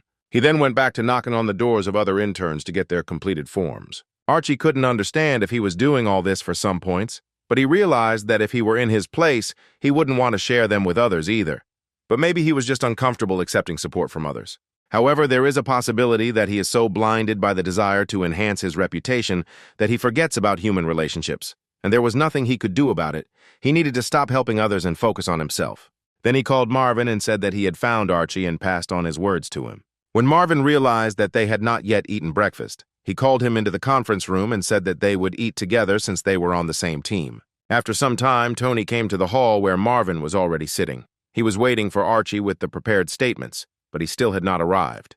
The hero took a free seat and began to read the brochure. He wondered to himself why Archie had taken on a job he couldn't handle. He should have at least done an interim report. At that moment, the headman entered the room and apologized for being late. He said that some people refused to participate, so he was late. Everyone filled out the form except 11 people. He attached a list of all those who did not do so. Then Marvin yelled at him, asking why everyone else had agreed to participate except them, and said that it was the group leader's problem. He also didn't understand how he could sum up the team's total when 11 people hadn't filled out the application, and he was extremely unhappy that Archie had failed to complete such a simple task. Archie looked down in shame, not knowing what to answer. Then Marvin said that it was late and he should go and eat. Tony was surprised that Archie simply walked away, leaving the manager who was waiting for him and did not start eating. He was quite disappointed with this behavior on Archie's part. As it turned out, Archie noticed that Tony was also in the office, and this fact made him quite angry, so when he left the office, he slammed the door loudly behind him. After Tony read the brochure, he approached Marvin and asked if he had anything else to do since he needed to have breakfast, to which the man replied that he still needed to check the B-team questionnaires. The hero asked him if the other teams filled out these forms. Marvin said that it was mandatory, a form for new employees. Then the hero said that since he had so much work, he could help him. He was sorry that such a situation happened to his team. He said that he had had a big enough dinner yesterday that he didn't need breakfast. Marvin agreed to accept the help, and then Tony said that the forms of Team A and Team C are different, and asked the man which one is the priority, to which Marvin said that it doesn't matter. The problem is that more than a dozen people did not fill out the forms, and this spoils all the statistics. Marvin asked him to research the wording of the team's questionnaires, and he was about to go and get those who had not yet submitted their questionnaires filled out, but at that moment Tony stopped him. He said that they had a list that their head boy had made, so there was no need to go from room to room. It would be easier to just call everyone and let them know that they hadn't submitted the questionnaire yet. It would be much easier that way, and Marvin wouldn't have to work so hard. Sometime after this, interns began to come into the conference room with completed questionnaires. They apologized for bringing the forms in late, while Marvin watched the whole thing with a slight smirk on his face. In the end, they were able to quickly cope with this work, and all thanks to Tony's help. But the hero denied that he made any significant contribution. Moreover, the whole work was delayed precisely because of his team. However, Marvin insisted. He said that the hero even had to skip his breakfast because of this work. Tony said it was okay and pulled a protein bar out of his pocket. He also offered one to Marvin as the snack would give them both strength. He said it was a good alternative to breakfast and he had a ton of those bars in his room. Marvin took the candy bar and said that office work is really fun. There are those who immediately fit into this life, and there are those who find it very difficult. They then walked out of the hall and up the stairs, Marvin saying that despite the number of interviews and tests that potential employees go through, this situation happens every time, although perhaps it is even for the best. This way they were able to filter out one more person. Then he smiled again and said that he had to work in the morning, but he was not even hungry, so he and Tony decided to say goodbye. Finally, Marvin asked him to be sure to bring more of these bars with him, and if he came empty-handed, he would give him a penalty point. After this, the manager said something else to the young intern. Sometime after this, Marvin went to a presentation where he was the leader, and the interns gathered in the room to listen to what he had to say. He asked everyone to remain quiet as there was a lecture for Team B going on right now, so the trainees who were late should return to their team. Then he asked the head man about the evening. He clarified the number of people in case someone suddenly did not come. Archie said that everyone was now in place. Marvin looked at the guy with disbelief and said that in that case they should get started. He invited the interns to learn about the history of the company's origins and development when suddenly Tony entered the room. Everyone present immediately turned their attention to the late intern. The hero awkwardly scratched his head and apologized for being late. Archie was surprised to see that his roommate actually showed up to the conference. When Marvin saw the intern, he smiled warmly at him. Then he extended his hand towards him and asked him to come closer. As Tony approached him, he turned back to the audience, saying that before they continued, he had something to say. He said that Tony would be taking over as head boy from now on and asked if anyone had any objections. The hero himself was extremely surprised by this decision, but the system informed him that he had completed the task and received a reward, 5 points, and the store's reputation was increased to 20. He had a mission to become a head man, but he didn't think that things would turn out like this. He didn't do anything, but he still felt guilty. Archie was clearly unhappy with this decision, but they would have to live in the same room, and so the hero did not know what to do. The lecture was over. Marvin asked everyone to write down their thoughts on a piece of paper about the lecture and give it to him, and the head of Team B would have to bring all the papers to the conference room before lights out. Before the interns left the room, Tony asked them to stay for a minute as he had something to say. He asked everyone to bring their notes to his room before 9:30 in the evening. He also said that he would create a group chat that every intern should join, and he would make all notifications through this chat. All the interns agreed with this, and then Tony suggested that everyone have lunch and rest a little. The only one who was unhappy was Archie. Soon the hero began to create the very chat he was talking about. He made a note that this chat was only for important messages, and suggested that the interns use it only on special occasions. At that moment, Marvin entered the office where he was sitting and asked what he was doing there. Tony said that the cafeteria was crowded, so he decided to talk to the man there. He asked if it wouldn't be better if the team started eating in turns, to which Marvin replied that it was a good idea and they should think about it carefully. He also said that the interns had a lecture in the afternoon, and the lecturer really didn't like phones ringing during his classes, so if they didn't want to get penalized, Tony should warn his team to turn on silent mode. The hero said that he would definitely warn everyone and thanked the man for the tip. Marvin smiled, saying that he was doing a great job of taking care of his team members, but he shouldn't forget that he was also an intern. Then he said goodbye to the intern and went about his business. Tony smirked, thinking that he could handle this since he was pretty good at it. He soon returned to his room where he continued his work, noting to himself that with his role as class monitor, he had absolutely no time for anything else. At that moment, Archie entered the room, sat down at the table next to his neighbor, and began to look at him with displeasure. Then he suddenly asked him if he wanted to tell him something. However, when he realized that Tony was silent, he forgot his question again. The hero said that his person in this position was solely the decision of the leader, and he had nothing to do with it, so Archie had no reason to be angry with him. Then Archie suddenly jumped up from his chair and shouted, saying that he knew that he had snitched on him to the boss that morning. However, Tony said that it was not like that at all. The manager was waiting for Archie so that they could work together and then have breakfast, but his neighbor did not believe him. He could not believe that the manager would have breakfast with ordinary interns. He wanted to continue his indignation, but Tony stopped him, saying that he was not at all ready to talk about it now. He said that if Archie wants, he can take back this role, but they only say this when he calms down. After this, the hero left his room despite all the indignation of his neighbor. Soon, he came to the conference room where Marvin and the other executives were already present. At that moment, someone knocked on the door of the office and Marvin let the person inside. It turned out it was Archie. He said he wanted to change his room. He explained that he couldn't get along with his neighbor under the current circumstances, so Marvin asked him if Tony was really his neighbor. Archie then confirmed that Tony was indeed his roommate and that he wanted to change rooms or wanted Tony to do so. Marvin asked what the reason for this was the whole problem really that he became the team leader. Then Archie said that he was disappointed in the traitor. Even now, Tony came here only to lick the souls of the leader. At that moment, one of the leaders got up from his desk and approached him, trying to calm him down. Marvin was surprised that he called Tony a traitor. Then Archie screamed, saying that stealing someone else's position is real betrayal. He dreamed of this job and tried to prove himself in the role of the head man, but Tony hung around Marvin and took this role for himself. Then the hero got up from his table and went to his neighbor, asking him to calm down and talk about this problem in private. He apologized to the managers and opened the door so that Archie could go out with him, but his neighbor had no intention of going out. He said that he was currently talking to the manager. Then Marvin stood up from his desk and asked Tony to stay. He said that Archie had actually reached out to him. He smirked, saying that in that case they really should talk, but he himself had practically nothing to say. He suggested that they start by telling Archie the reason why he was replaced. Yesterday, Marvin told me to collect the questionnaires before 10 p.m. and bring them to him. And even though Archie hadn't managed to get the job done by that time, Marvin offered him to do it all before 7 a.m., but Archie couldn't handle that either. Then the manager gave him another 30 minutes, but even that didn't help him. Archie tried to justify himself by saying that he had brought them anyway, but Marvin insisted. He said that there were those who had not submitted the forms. And even if we take into account that some people are not so easy to get to cooperate, Archie could have compiled at least minimal statistics, but instead he only brought a list of those who did not submit the questionnaires, and such a person cannot lead a team. This was his first job as a headman, but he couldn't even cope with it. So Marvin couldn't allow someone like him to take over the position. At this point, the other executives approached him and tried to calm him down, since he had already crossed the line. But Marvin said that he would not tolerate this, since Archie did not even think about his mistakes, but blamed everything on Tony. Then he told him that while he was calling his neighbor a traitor, he was trying in every way to protect him. The day Tony shared the candy bar with Marvin, he asked for Archie to be given another chance. Marvin said that he kept asking for a chance until the very end and supported him until the very end. He also recalled a moment at a conference when he asked Archie if everyone was present in the room, to which he replied that no one was absent. However, Marvin himself knew perfectly well that Tony was not in the office at that moment. Then he yelled at Archie again, saying that if he had been honest, he would have stayed on the job, but he had screwed up, and even if he fell at his feet and begged for forgiveness, it wouldn't be enough.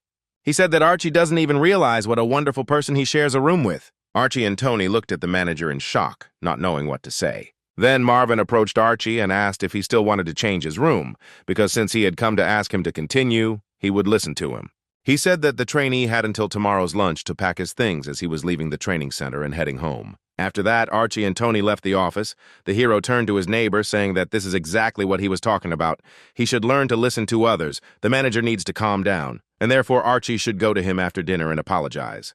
He said that the leader is also a human being and he just needs to cool down a bit. Then suddenly Archie stopped and apologized to his neighbor. He took a deep breath and then thanked Tony. Tony said that it was just advice from the team leader. Even though there was an age difference between them, they were all interns here. So he wanted Archie to treat him as a colleague from now on. As evening fell, he gathered his team at the entrance to the training center, apologizing for calling them so early in the afternoon.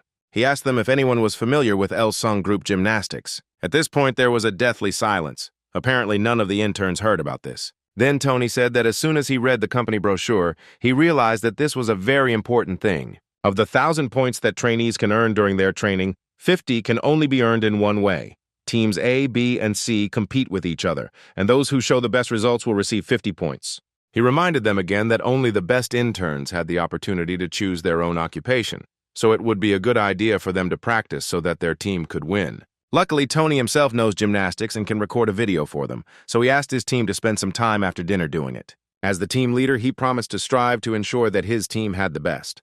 He apologized to the interns again for keeping them late and asked them to come by 9:30 and not to forget about the reports they needed to prepare. When the interns left, they started discussing the meeting with each other. They thought that they would only get 50 points if they were very lucky, but most agreed that they had chosen a great class monitor this time. When Tony heard this, he smiled warmly, mentally thanking the boys for following him. However, he suddenly realized that he had already been delayed quite a bit, and so he ran inside the building. There was only one person left standing on the street, and that was Archie. Even though he had apologized to his neighbor a few hours ago, he looked extremely unhappy again. Soon the hero came to the office where Marvin was supposed to be, but he did not see the man inside. When he peered deeper into the office, he saw that Marvin was there after all, squatting with his colleague and looking at something. Tony immediately realized that it was a broadcast amplifier, so he asked the man to let him look at it. He also gave him the sheets of paper that he was supposed to collect from his group. He said that after the last lesson, when the former class monitor was late, the rest of the trainees did everything fairly quickly, but 2 people still hadn't turned in their forms. After a few moments, Tony said that he had it all figured out, which surprised the other men since they had no idea what to do with the thing.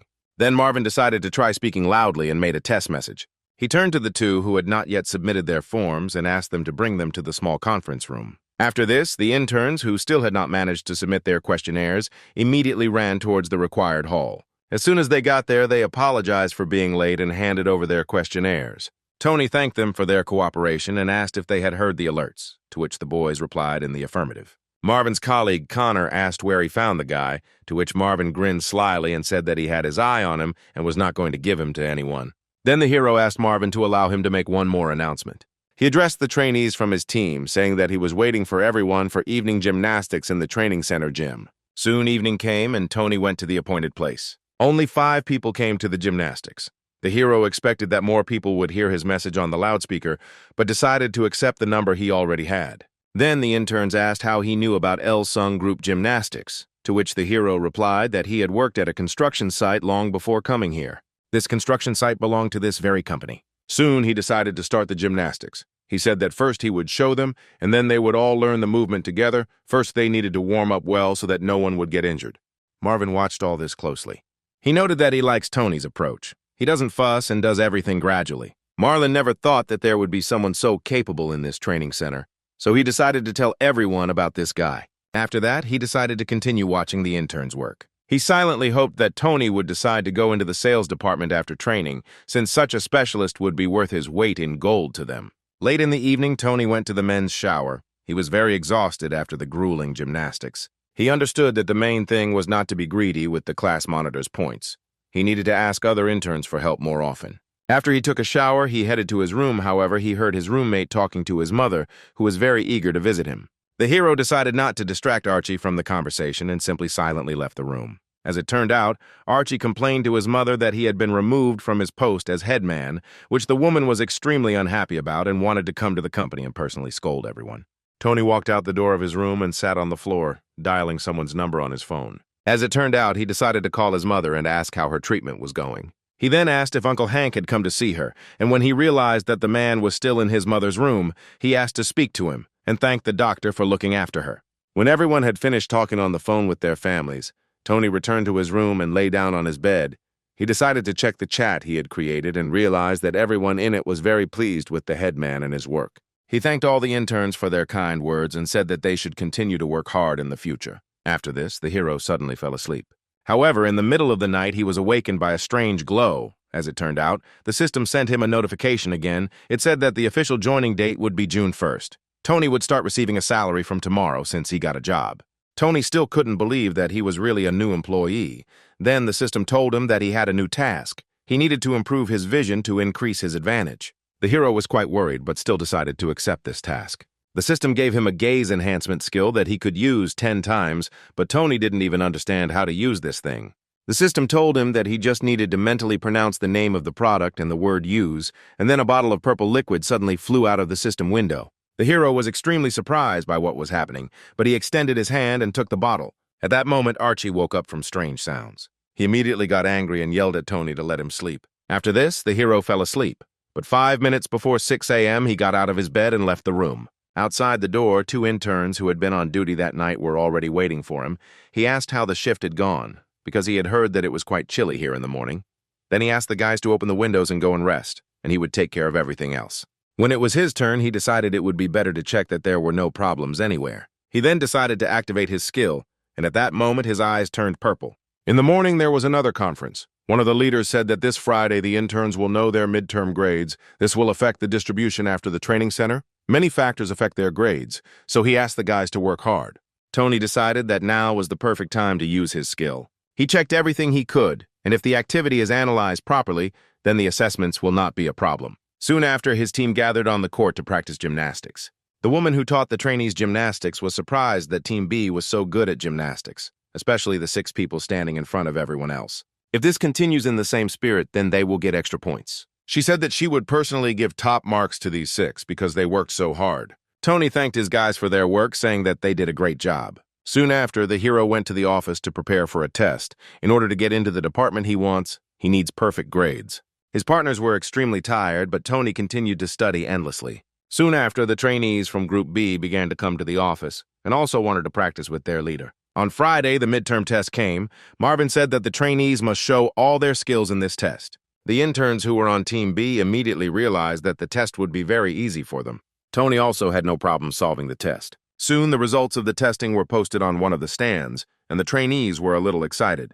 As it turned out, Tony came first. When he turned back, he saw Archie standing behind him, looking extremely depressed. Then the hero decided to find his name on the list, because this guy studied so hard, and he could not believe that he could have a bad grade.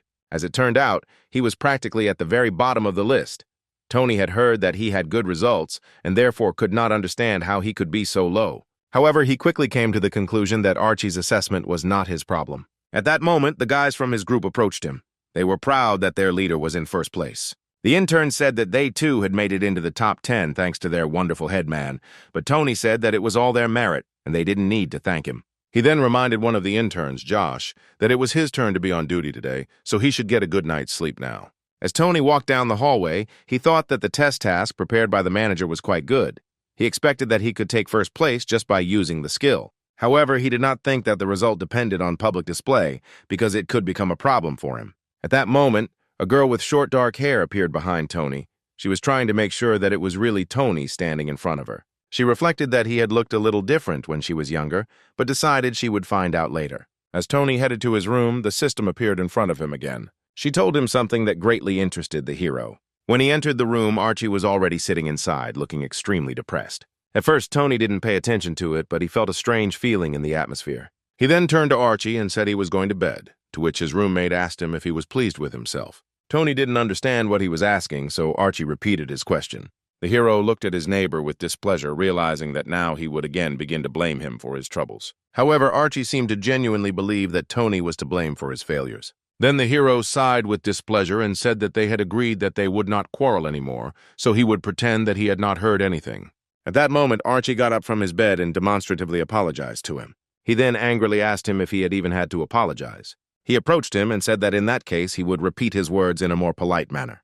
He said that it wasn't enough for Tony to steal his post. He also decided to grab the first place in the ranking for himself. The hero countered by saying that his grades were at the bottom. Archie had the worst score on their team, but Tony in his place had nothing to do with it. Archie said that this wouldn't have happened if he had remained a prefect, and maybe he was only at the bottom because the leaders were unhappy with him.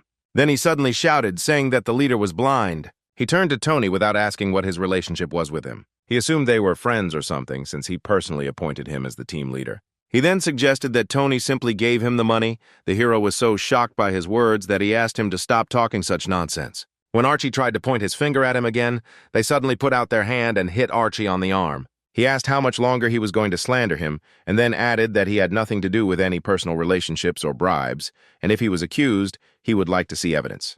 Then Archie suddenly grabbed his hand, saying that Tony had just hit him. He hunched over, pretending to be in great pain, and began screaming throughout the room. He then fell to the floor and began rolling around, talking about how much pain he was in. Tony closed his eyes in displeasure, saying that he was patient, but there was a limit to everything. Then Archie stood up and asked him again if he had just told him that he had crossed the line. He again blamed Tony for being at the bottom. The hero tried to object, saying that he had nothing to do with it. Then Archie yelled at him, telling him that he was a real freak and now he had a chance to get kicked out of here because of him.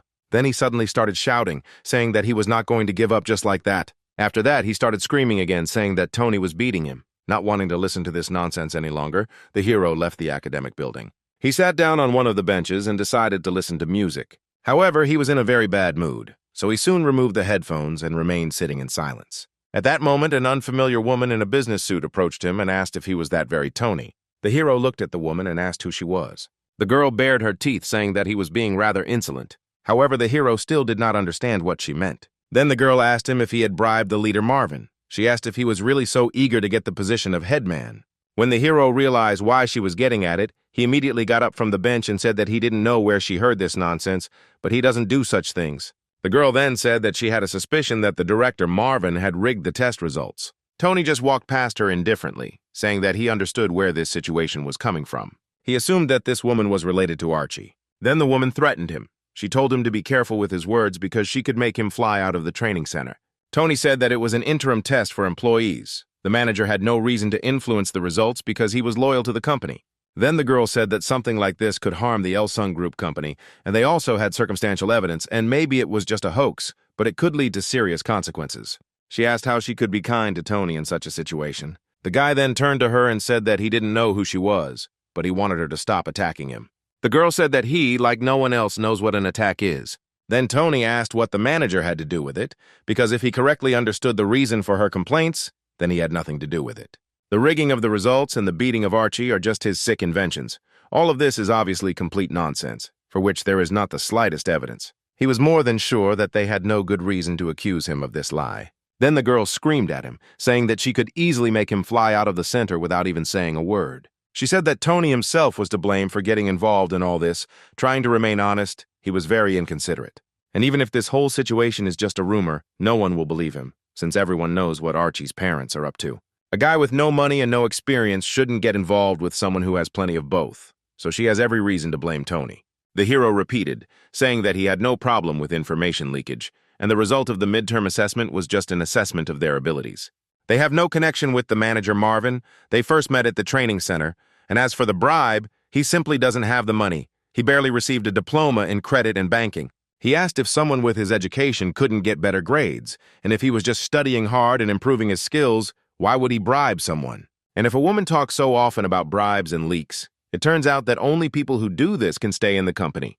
In that case, he shouldn't stay here since everyone here allows themselves to throw mud at each other. He said he would give up his dream and then walked away, saying he was tired of this conversation. The girl shouted after him not to dare leave and then asked if he knew who she was. At that moment, a black car drove up to the training center. A woman in a long orange dress came out from there and started screaming that her son had been beaten and no one had done anything, and that unfamiliar woman immediately ran up to her. She took the woman by the arm and asked her to think about her reputation, but the woman in the dress insisted on showing her the freak who beat up her son. And she asked her subordinate to take care of her dear son, but the dark-haired woman insisted that she not shout here, because this was a training center. Tony immediately realized what was going on. The dark-haired woman glared at him. Tony paused, wondering what kind of sick family had fallen on his head. Meanwhile, Marvin was resting after an incredibly hard day at work. At that moment, Tony walked past his office and stopped because he noticed that the manager looked rather miserable. Seeing a large suitcase next to his desk, he asked if he was going somewhere. Marvin said that there was a disciplinary committee meeting coming up, and it turned out that Archie's father was a member of parliament, so he had no choice but to go home. Tony assumed it was because Marvin had given him a perfect score on the test, but the manager said that had nothing to do with it. He said it was a fair assessment of each team, and it just so happened that Tony earned the most points, which is why he came in first place. However, the hero noticed that the man's suitcase was quite large, so he had only one conclusion. Marvin said it was like trying to put out a fire with straw. No matter how hard you try, nothing will change. Sometimes things don't go the way they want them to. This bastard's father screwed everything up and they can't fix it. They'll either cut his salary or just transfer him to a smaller office. Then he suddenly burst into tears, saying that now it would not be easy for Tony and even Archie. Because of those, they had to keep a close eye on him. Marvin was upset that he had done poorly, and it pained Tony to watch him suffer. He said that a company employee must be strong-willed because they are innocent and nothing else matters. But Marvin said that their innocence does not benefit them because their opponent is the son of a member of parliament. Then he asked if Tony was up to something.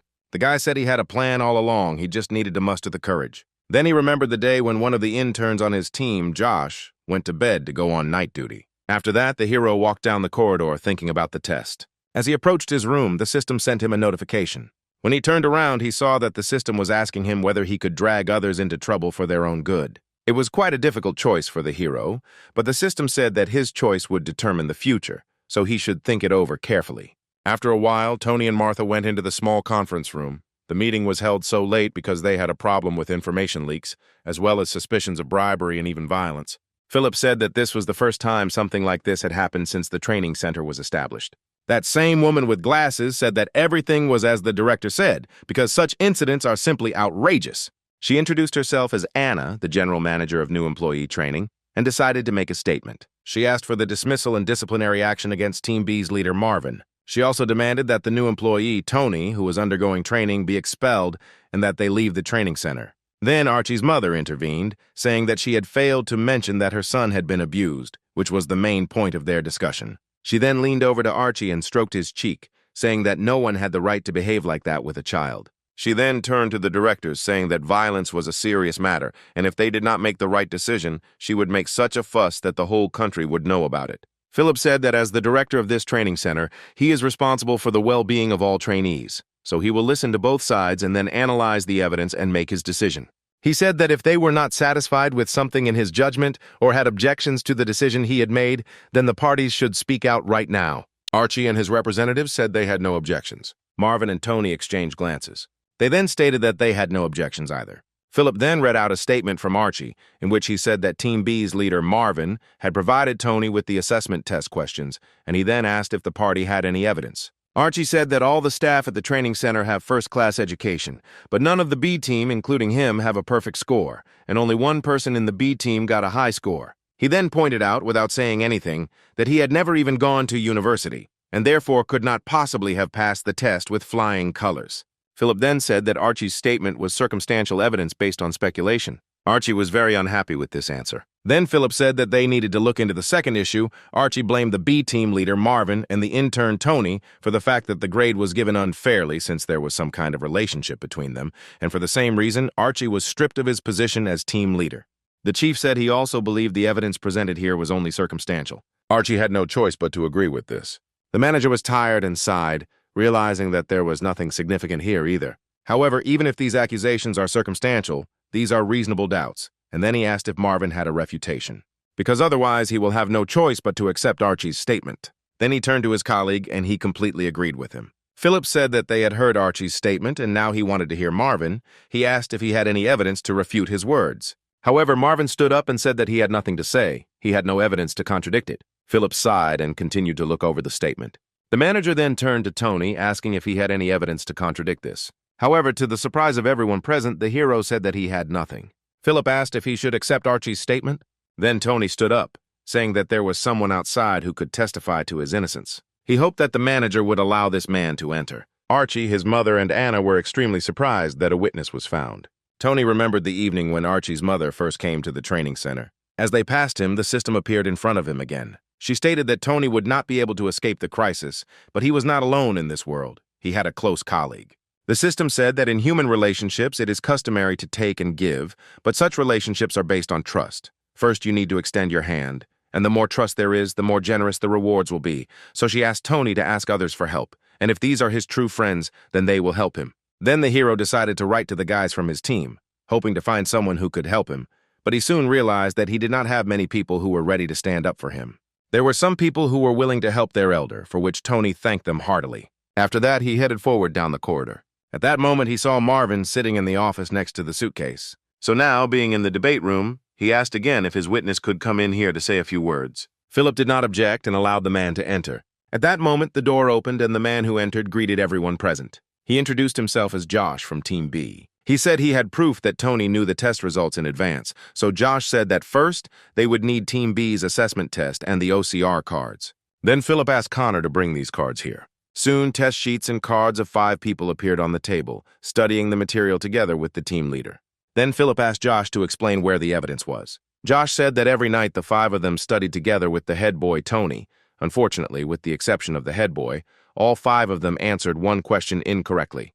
Then Philip asked, in that case, shouldn't he worry even more about information leakage? Josh said that if all 5 of them had the same mistake, then their suspicions were justified, but they answered different questions incorrectly. Connor said that if that was the case, then it would seem that they had deliberately made mistakes in various matters. Josh then suggested that the executives look at another paper, a list of people who had answered 3 or fewer questions incorrectly on the assessment test.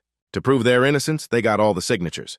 Then Philip said he would check it out. He asked if there were really that many who had 3 mistakes or less. Josh said that this is true. He thinks that the problem is not in the information leak, but in the difficulty of the test, because it turned out to be too easy. The leader of Team B is less educated than everyone here, and that's true, but even with the company's difficult recruitment process, he was able to get here thanks to his talent. Even when they studied at night, he studied harder than the others, and given the low difficulty of the test, Josh didn't think that getting a perfect score was an impossible task. Philip had no choice but to agree with his words. In this case, it turned out that the head of Team B scored the maximum points on his own. Philip said it was obvious. Tony was a perfect prefect and a great intern. He tried his best every day. He is always actively involved in the life of the whole team, and the idea to prepare the material and shoot a video with gymnastics came from him, and it was this idea that brought their team a lot of extra points. Josh knew his words were just a subjective assessment based on his opinion, but he suggested that the managers sit down themselves. Was a person like Tony really not worthy of receiving the highest score? He said that the head man was talented and smart, and that was a good reason to suspect him of having a special relationship with the team leader. At that moment, the system informed Tony that he was cleared of suspicion. The other interns who had volunteered to help their headman waited impatiently outside the door, trying to eavesdrop on what was going on inside. At that moment, Josh came out of the office. As soon as the door closed behind him, he immediately loosened his tie, saying that he thought he would die of excitement. Meanwhile, Philip said that after Archie's circumstantial evidence, Josh's words seemed more convincing to him, and Connor agreed with him. The manager said that they would accept the response of team leader Marvin and intern Tony on the issue of bribery and information leakage. He said that Marvin and Tony were declared innocent. As he said at the beginning of the objections to his decision, he will not accept. Then Archie's mother slammed her palm down on the table. She asked if they all thought her son had lied to her. She said she wasn't going to give up and could accept that this stupid guy had beaten her son and gotten the highest score. However, she wanted to clarify the issue of him hitting Archie. Marvin realized he was starting to get angry. Then he suddenly got up from the table saying that this mother was taking too much liberty with herself. Tony tried to calm him down, but Marvin said he had something to fight for. He asked if Tony really beat Archie, to which the hero replied that this did not happen. However, he again asked the manager to sit down and calm down. Marvin had no choice but to comply and sit back at his desk. Seeing this, Archie and his mother grinned contentedly. Then Tony decided to turn to Director Philip. He said he had a refutation about the violence. He remembered again that day when the system offered him a choice. She told him to turn on the voice recording function on his phone and leave it active for an hour. After that, he entered the room where Archie was sitting. As it turned out, he recorded their entire argument on a dictaphone. He brought this recording into the discussion room. It was clear from the recording that Archie had made up the story that he had been beaten. Everyone heard him screaming that Tony was beating him, but no beating took place. Marvin couldn't believe his ears. When Archie realized the situation he had gotten himself into, he gritted his teeth in anger. Anna and Archie's mother didn't know how to react to the audio recording. The director and his colleague looked extremely worried. Tony said the audio recording was 10 minutes long. Archie's mother looked at her son with displeasure, who didn't know how to behave. Tony then said that Archie's father was in Parliament and it would be very bad if the tape became public. Then he said that Archie should admit he was wrong and leave the training center, and in that case he would erase all the files. He said that Archie had made 3 false accusations against him, but even so, he wanted to give him a chance to admit his mistakes. Tony had no intention of making any absurd requests or counter-accusations and thanked everyone present for listening to him. Philip said that if he decided to determine such a punishment for him, then he allows it. Archie's mother immediately stood up from her chair and began hitting her son on the back of the head. Anna watched everything that was happening in bewilderment, realizing that she had lost. When this whole situation was over, Archie and his mother drove away in a car. At that moment, someone came out of the training center and called out to Anna. When the girl turned around, she saw Marvin. He had a sly grin on his face. He asked what just happened, because he would never have thought that she could grovel in front of someone like that. He asked why the director decided to turn a blind eye to this. He assumed that Archie's mother had promised to buy her a house or a car. Then Anna said that it was all too complicated and he wouldn't understand it, but Marvin continued to mock her, saying that she probably didn't feel very good about losing to worthless people like them. Anna asked if he was trying to slander her. Then Marvin grinned and took his phone out of his pocket, turning on the audio recording. It was recorded on the day Anna met Tony in the courtyard of the training center. The girl immediately demanded that the man turn off the audio recording. Marvin asked if she was in the mood to talk now. Then Anna asked what he wanted. Marvin said that she should fulfill Tony's request and disappear from here. She had to come up with her own reason for why she decided to leave here. Anna demanded that he give her all the records and only then would she leave. Marvin said he wasn't as skilled at intrigue as she was, so he needed confidence. He suggested that she call HR herself, or he would do it himself, and only after that he would delete the audio recording. Anna swore at him. She didn't expect him to do that to her. Then the man said that in that case he had no choice but to report it to management. However, the girl suddenly stopped him. She took a phone out of her pocket and dialed someone's number. She called her boss, apologizing for disturbing him at such a late hour. She apologized and said that she was very sorry, but she would have to leave her job. After this, Marvin smirked and deleted all the audio recordings from his phone. Anna apologized to the director again and said that the reasons for her dismissal were personal. The next morning, Tony could barely open his eyes. All these proceedings completely exhausted him. However, after some time, he still gathered all his strength and went to the first floor. The bus was supposed to be boarding now, and he was supposed to be leading his group. He went into the yard, saying that there were 15 minutes left before the tour of the El Sung group plant. The journey would take 1 hour and 40 minutes, so he asked everyone to go to the toilet in advance. He said that Team B should go to the third bus. At that moment, a girl with a short haircut approached him. She extended her hand to him, asking if he was the same B-team leader, Tony. The hero's cheeks turned red, and he said that it really was him. The girl asked why he wouldn't shake her hand, and then Tony fussed, wiping his palms on his suit, saying that his hands were dirty and so he wanted to wipe them first. After that, he timidly shook the girl's hand, asking who she was, since he was seeing her for the first time, to which the girl replied that her name was Samantha. She said that as of this week she was leading the C team, so Tony asked her what happened to the one who was in that position before her. Samantha said that initially they switched every week and was surprised that things were different in Team B. However, Tony said that this is not entirely true. Then the girl suddenly laughed sweetly. She asked how long he would hold her hand. Tony laughed awkwardly and let go of his hand, saying that he would remember that the girl's name was Samantha. The girl was surprised that he didn't remember her and wondered to herself if this was really the same Tony. The hero said that the girl came in second on the midterm test, and that was amazing. Samantha then asked if he was stumbling on purpose. Tony scratched the back of his head awkwardly, saying that he was a little nervous and couldn't put two words together. However, Samantha apologized, saying that she had been too pushy, and added that if Tony, like her, decided to apply for the strategic planning department, they would see each other quite often, so she decided to get to know him in advance. The hero was surprised to hear about the strategic planning department. At this point, the system told him that this department is the brain of the company, determines its future and important moments, therefore it is considered key. The expected profit in this department can be calculated to infinity. Tony was extremely surprised that in this department one could earn practically endless income. When Samantha saw him looking somewhere behind her, she turned around, thinking that someone was standing behind her. She then turned back to the man, saying that they had the weekend tomorrow so they could have dinner in the town near the training center. She asked if it would be too much of a burden for Tony. She said she had some ideas about developing a strategy together for studying at the training center. To get into the strategic planning department, you need to be in the top 5 in grades. She asked the man to think about it and hoped that he could spare some time for her. Then she handed him a piece of paper with her phone number written on it. She said that for those who aspire to get into the best department, there was nothing wrong with exchanging information, and Tony thanked her for this. She then said that it was time to board, so she needed to take care of her team. Tony said sheepishly that he had to go too. When the girl left, he continued to look after her. Samantha turned around and said that it didn't matter what her colleagues were doing now, because their alliance was above all else. Tony smiled at her and pressed the piece of paper with her phone number to his chest. At that moment, a man looked out from behind a nearby bus, watching Tony and Samantha's conversation. As he looked after the girls, his cheeks turned red.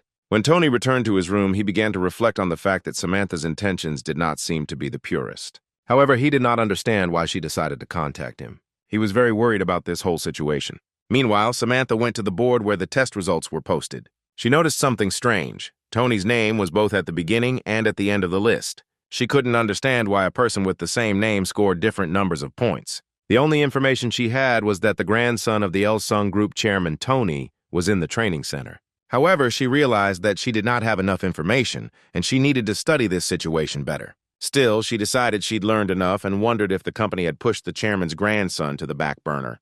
In the evening, Tony did not put on casual clothes and went to room B20. He opened the door asking what he needed because he had already said that he had the weekend and was not going anywhere. However, Tony still came out and went outside. Josh asked him if he was really inviting him to dinner. However, the hero remained silent, which made Josh very wary. Meanwhile, Tony was wondering what Samantha's real goal was. The girl herself said that she was too persistent, since she decided to get to know him in advance. Tony knew he should aim for the strategic planning department, but he didn't understand why Samantha had chosen him as a partner because they had finished first.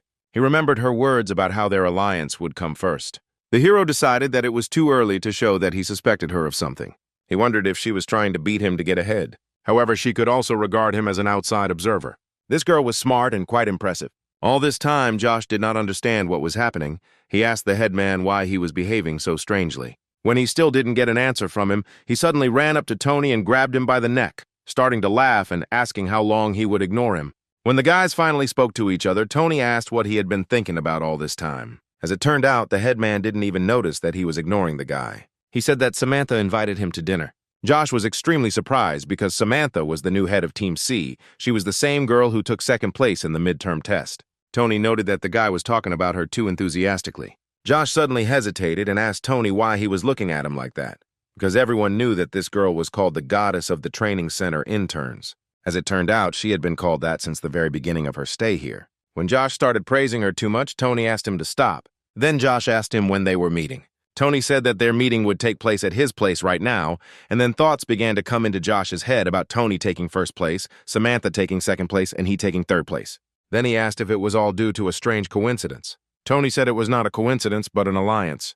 He asked Josh if he had thought about joining the strategic planning department. Josh asked why he was asking him the question so suddenly. Was the strategic planning department the main purpose of this dinner? Tony then said that Samantha had originally planned to meet only with him, but he didn't really want to, so he asked Josh to join. Josh is also at the top of the list, so he decided to invite him. He apologized for not telling him straight away, but Josh said it was okay. He said that this had been his goal since he entered university. Tony chuckled, realizing that he had actually just made that up. Meanwhile, Samantha was already waiting for Tony near the entrance to the cafe. She was a little upset that he was late. Soon, she saw Tony coming around the corner. She was delighted and immediately wanted to get up and go meet him. However, a moment later, another guy came out after him, whom she saw for the first time. This circumstance upset her quite a lot. Tony greeted her, but Samantha said she thought Tony would come alone. The hero said that he thought that Samantha would not come alone. Soon, all three went to a cafe and ordered food. Tony didn't understand what was happening or what Samantha was thinking.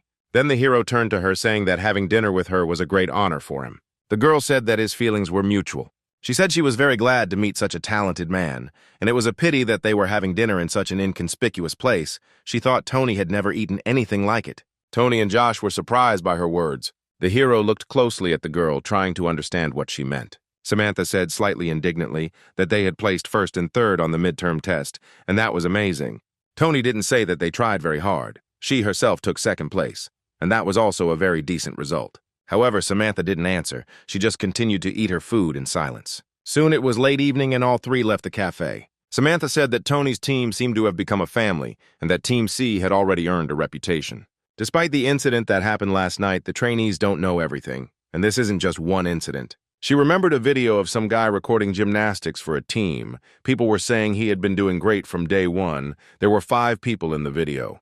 This made the training director very angry, so Samantha asked if Tony knew that the entire C team treated him like an upstart because none of them thought to film the gymnastics first. As a result, each member of Team C had a quarter point deducted from their rating, so they decided to change their class monitor. Tony said he was sorry, but Samantha said he was the reason she got the job. Josh then asked if this meeting was really designed to survey competitors and remove obstacles to the strategic planning owners. Tony tried to stop him, but the girl said that she had nothing to hide and added that there was some truth in it. She wondered what someone who could beat her on the test would be like and wanted to meet that person in person. Then she heard again about the night incident involving him, and she became even more interested. Her desire to find out from Tony only grew. That was her motive. She was serious about getting into the strategic planning department, and she was curious what the guys thought about it. Tony said he hasn't decided anything for sure yet, he's just doing the best he can day by day. The girl said it was a bit disappointing because everyone was doing their best. Besides, she didn't understand where else Tony could aspire to, if not to the strategic planning department. She asked him to think about it since she didn't know what the others were hoping for, but she could understand him. Then Samantha thought about how it would be nice if there was a way to be sure of getting into the top 5. Tony said he wasn't sure if that was possible, and even if it was, wouldn't it be better to give it to someone from Team C? Then Josh suddenly intervened in the conversation. He said that in fact Tony also wanted to join the strategic planning department. He had been thinking about this idea for a long time, and he even had some suggestions. Samantha said that was good, but he should talk about it himself. Because if he's not interested in the strategic planning department, then their meeting was in vain. Tony asked her if she meant that only those in the top 5 would be able to get into strategic planning, to which Samantha replied in the affirmative. George then said that with the team and Samantha, there were 6 of them, but if only those at the top had a chance, then no one else had a chance to join. The girl said that not all of them would be able to do it, after all they were rivals.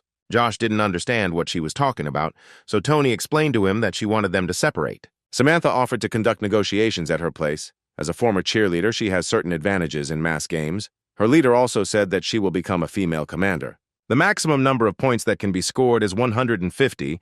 If a person acts as a female or male commander, he will be awarded an additional 50, so she set herself the first place with the help of bonus points. She said that she would give Tony the position of male commander, and in the future, this would help him strengthen his position as the best trainee. Then the hero asked what she wanted in return, offering this, because in any case, she would take first place if he did not become the commander. Then the girl took a sip from her glass. She then said that she wanted to join them and asked to be accepted as a member. Tony was extremely surprised that she wanted to be part of their team. If you think about it, everyone in the top 6 are members of their group except for the trainee in second place. Then Tony guessed that she actually wanted to keep an eye on them. Personally, he didn't care whether she joined or not, but he had to know how others would react to it. He said he would ask the group members what they thought about it, since he was not the only one making such a decision. Then they promised to contact each other a little later. When Tony returned back to the training center, he informed his trainee about who wanted to join the group. He said it was Team C's leader, Samantha. One of the interns was extremely happy with this news and said that he definitely agreed. The girl was also very happy, saying that Samantha is the goddess of the training center's interns. The man supported her, saying that she got everything, both intelligence and beauty. He asked where she was now and asked to bring her to them right now.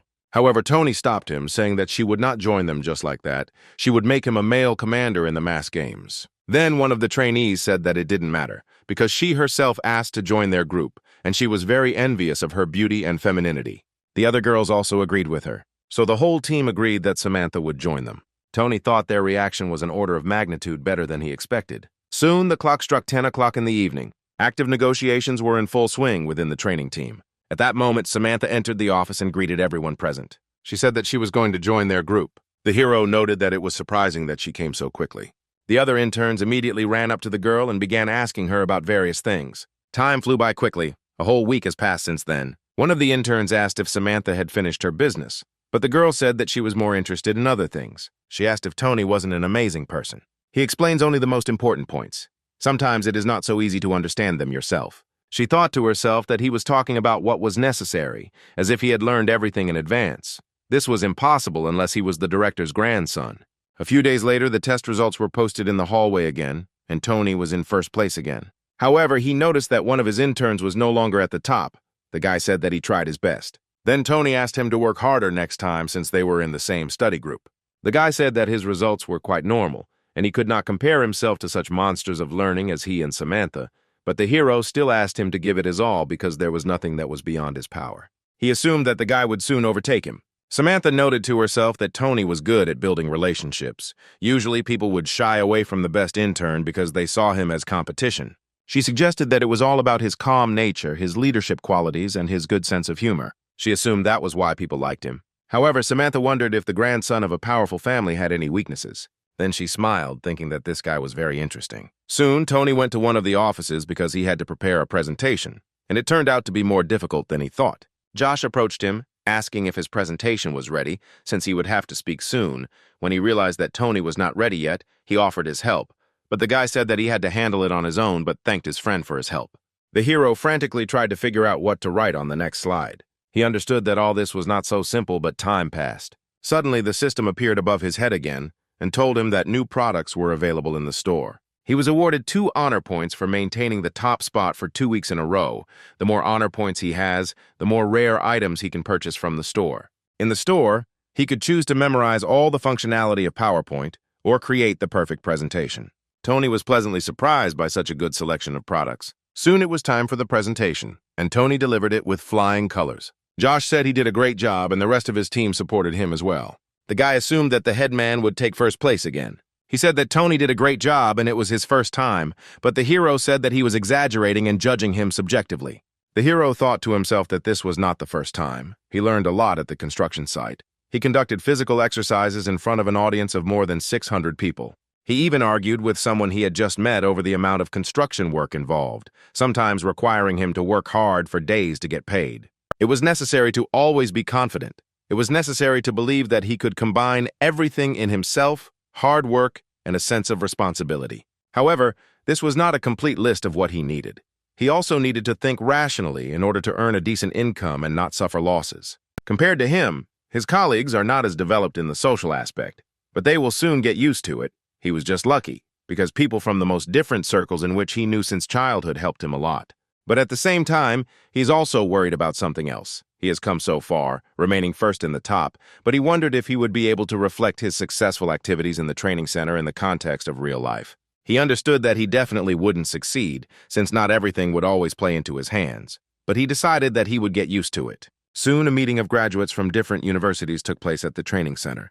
Tony sat in the stands and watched what was happening. At that moment, Marvin approached him and asked why he was here alone. He said that Tony should return to the office since he was not on the university's list of graduates, but the hero said that there was no need.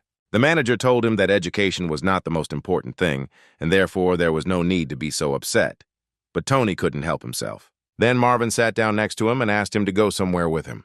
Tony didn't understand where he was taking him, but Marvin said that he just had to listen to him since he was his boss. Soon they left the training center and entered the courtyard. Marvin told him that the director of Elsung Group really likes the swimming pool and saunas, so each of his buildings is equipped with them.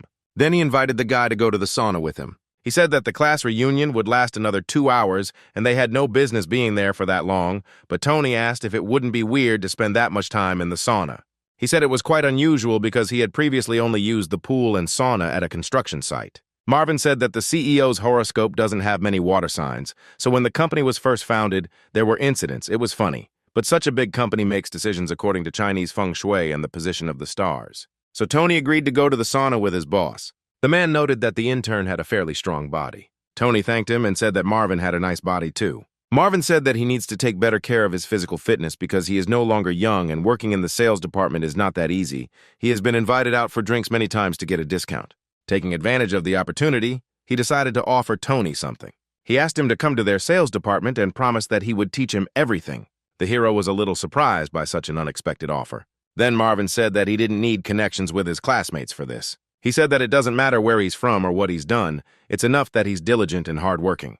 Tony then apologized and said that he still needed time to make a decision. Then he was silent for a moment. After that, he covered his nose with his fingers and went under the water. Underwater, he saw the system window again. She announced to him that she had completed a hidden mission. He had overcome the new program and could now cure his back, and as a reward, he received a healing elixir that could cure all ailments. Soon after, Marvin and Tony headed to the bathhouse. Marvin decided he should make his proposal again. He said that Tony was guaranteed to succeed if he worked with him. He would make sure of it. However, the hero said that he doubted, and for good reason. Marvin asked him what was the reason for his doubts. Tony said he had a goal of getting into the strategic planning department. Marvin was surprised by this answer, but Tony showed with his whole appearance that he was determined.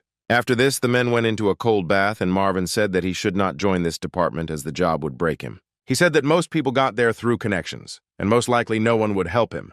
In his opinion, the strategic planning department would not lead him anywhere in life. He insisted that Tony should not think about it, because their world is not as magical as it might seem at first, especially the strategic planning department, where all the elite gathered. He once again asked the guy to move to him, because in the sales department at least they would recognize him and appreciate his work. Tony said he would take his words into consideration and then asked how he knew all this information so well. Marvin said that at first he also wanted to get into the planning department, but then he saw and experienced what the elite were capable of. He graduated from the center while being in the 4th position in the top, so he got the chance to join the planning department. He then asked Tony if he knew that in order to join the department he had to work in each position for a year. Martin himself had failed the final selection, wasting a whole year. He said it was because of his education. He graduated from a less popular university than those he competed with. Then Tony wondered what was happening to the university graduates. If that was the case, then he now understood why Marvin was so eager to advertise the sales department to him. However, he thought that he could get there at any time, while there was only one chance to join the strategic planning department. He felt sorry to upset Marvin, but he had already made his decision. He was determined to get into the strategic planning department. Soon, a new school day began at the training center. In room 127, one of the interns was sitting.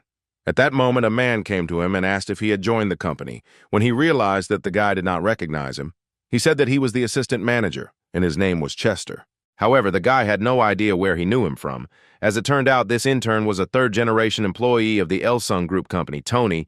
He got a position in the company thanks to the vice president, his father, and at the moment he occupied the last place in the top. Chester said he once saw him at Jix University at a class reunion. However, Tony did not want to listen to him. He asked him not to pretend that they knew each other and not to talk nonsense. He said that the others were not allowed to know that he was here. Chester honestly said that he understood everything, adding that he never thought that he would meet Tony here like this. Then Tony asked him to stop sucking up and asked what he could teach him. Chester said he had a couple of exam questions left over from previous years, but Tony was more concerned with where he could have fun. When he realized that Chester didn't know the answer to this question, he said that he was no use. He then sent the man to buy him something fizzy. As Chester left, Tony cursed under his breath, not understanding why he had to put up with this. He wouldn't even get the director's job. He understood that his grandfather was going to pass his position to his father, and his father was too greedy. Then he suddenly thought about the fact that Chester could be one of his father's men. Meanwhile, Chester walked over to the board where the test results were posted and saw that Tony's name was at the top.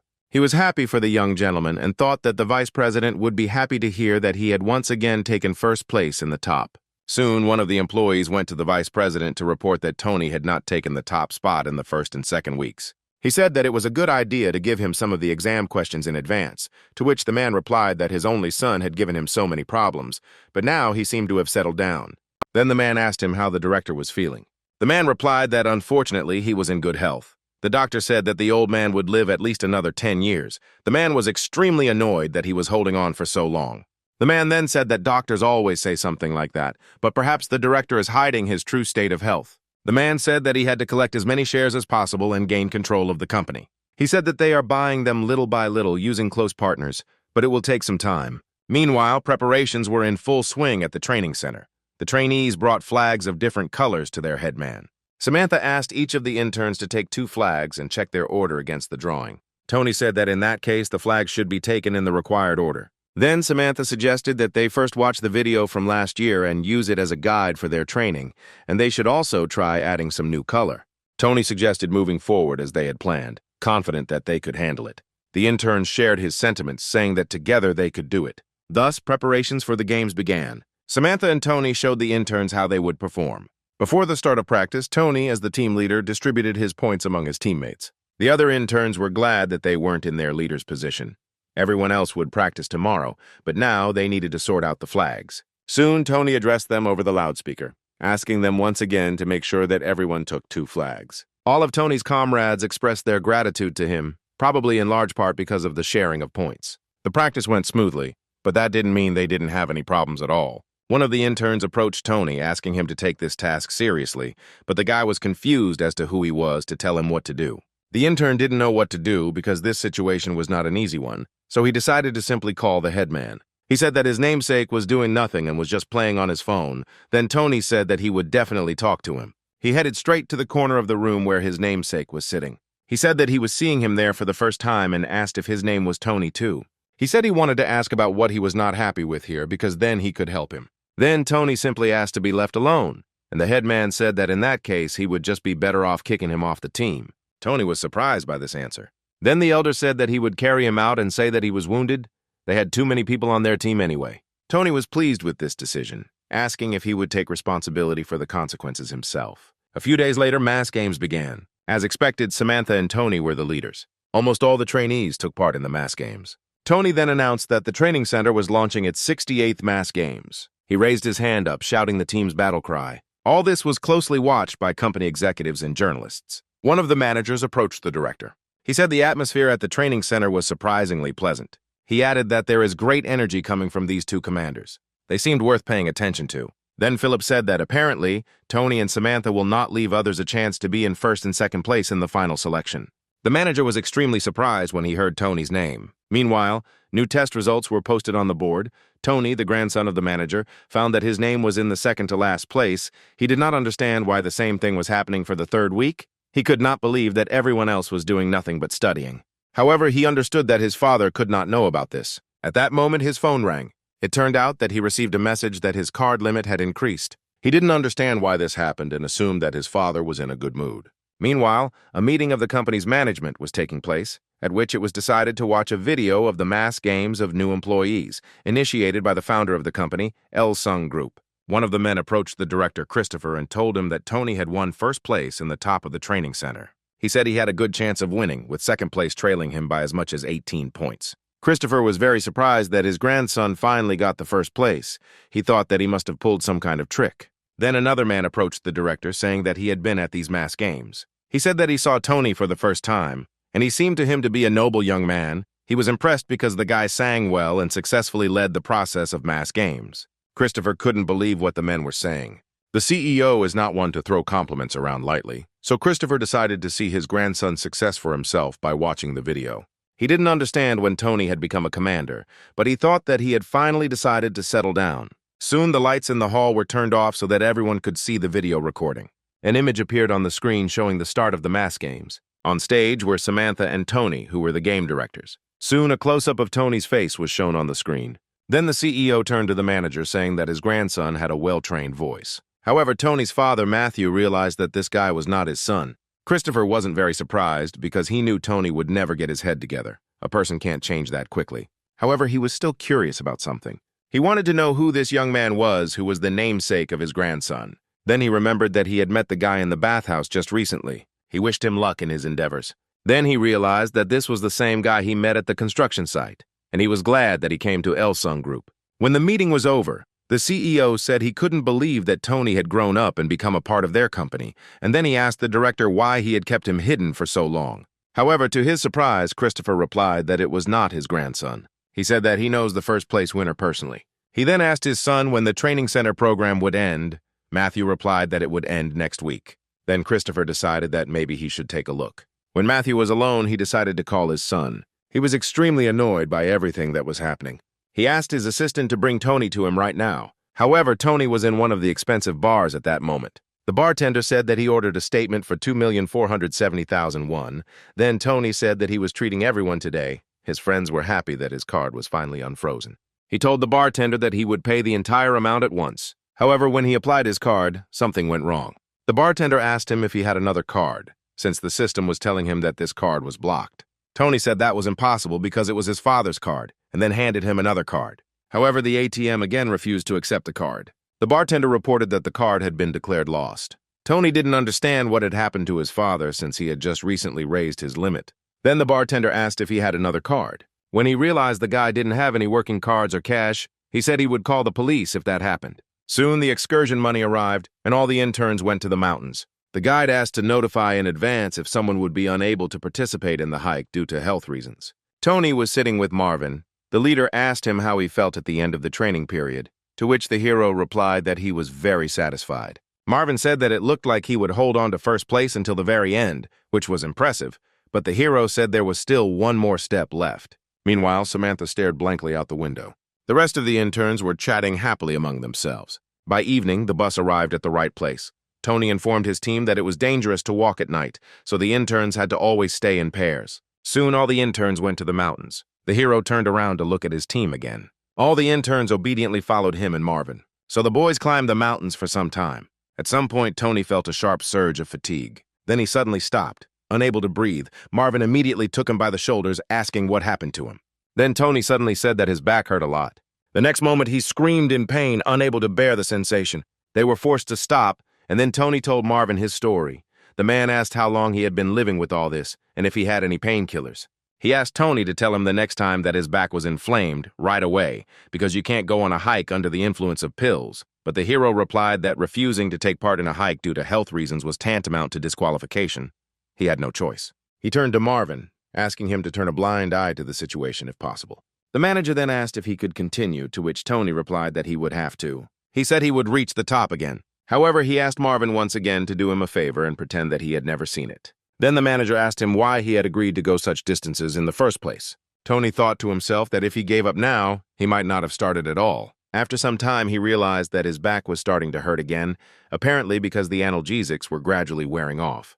However, he couldn't give up now. He had to endure until the end, even if it was too painful for him. Thus, he was able to reach the top of the mountain with Marvin and took a memorable photo there. Soon, all the trainees returned back to the training center. As the training drew to a close, Marvin took to the stage to award those who had achieved amazing results. He asked some people to come on stage, among them was Samantha. Tony also rose from his seat. So Tony, Samantha, that guy Oliver who had been watching the couple a few days ago, Josh, and another intern from Tony's team came out on stage. Marvin said that on some special occasion the director would personally present an award to each of them. He then asked everyone to welcome Director Christopher. When Tony turned to look at the man, his face contorted in surprise. He heard that the director rarely appears in the media.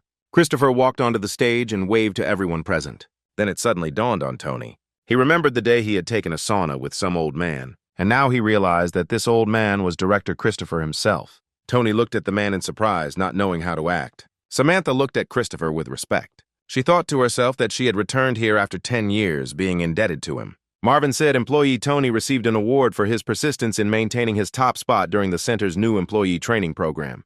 Then Christopher asked him how he felt. Tony timidly replied that he was in shock and could hardly believe what was happening. Then the director handed him a certificate, congratulating him on the great work he had done, and asked him not to stop there and to continue to conquer amazing heights. Tony accepted the certificate, still not believing that he was actually here on this stage. Christopher then turned to Samantha and said that she was not so lucky.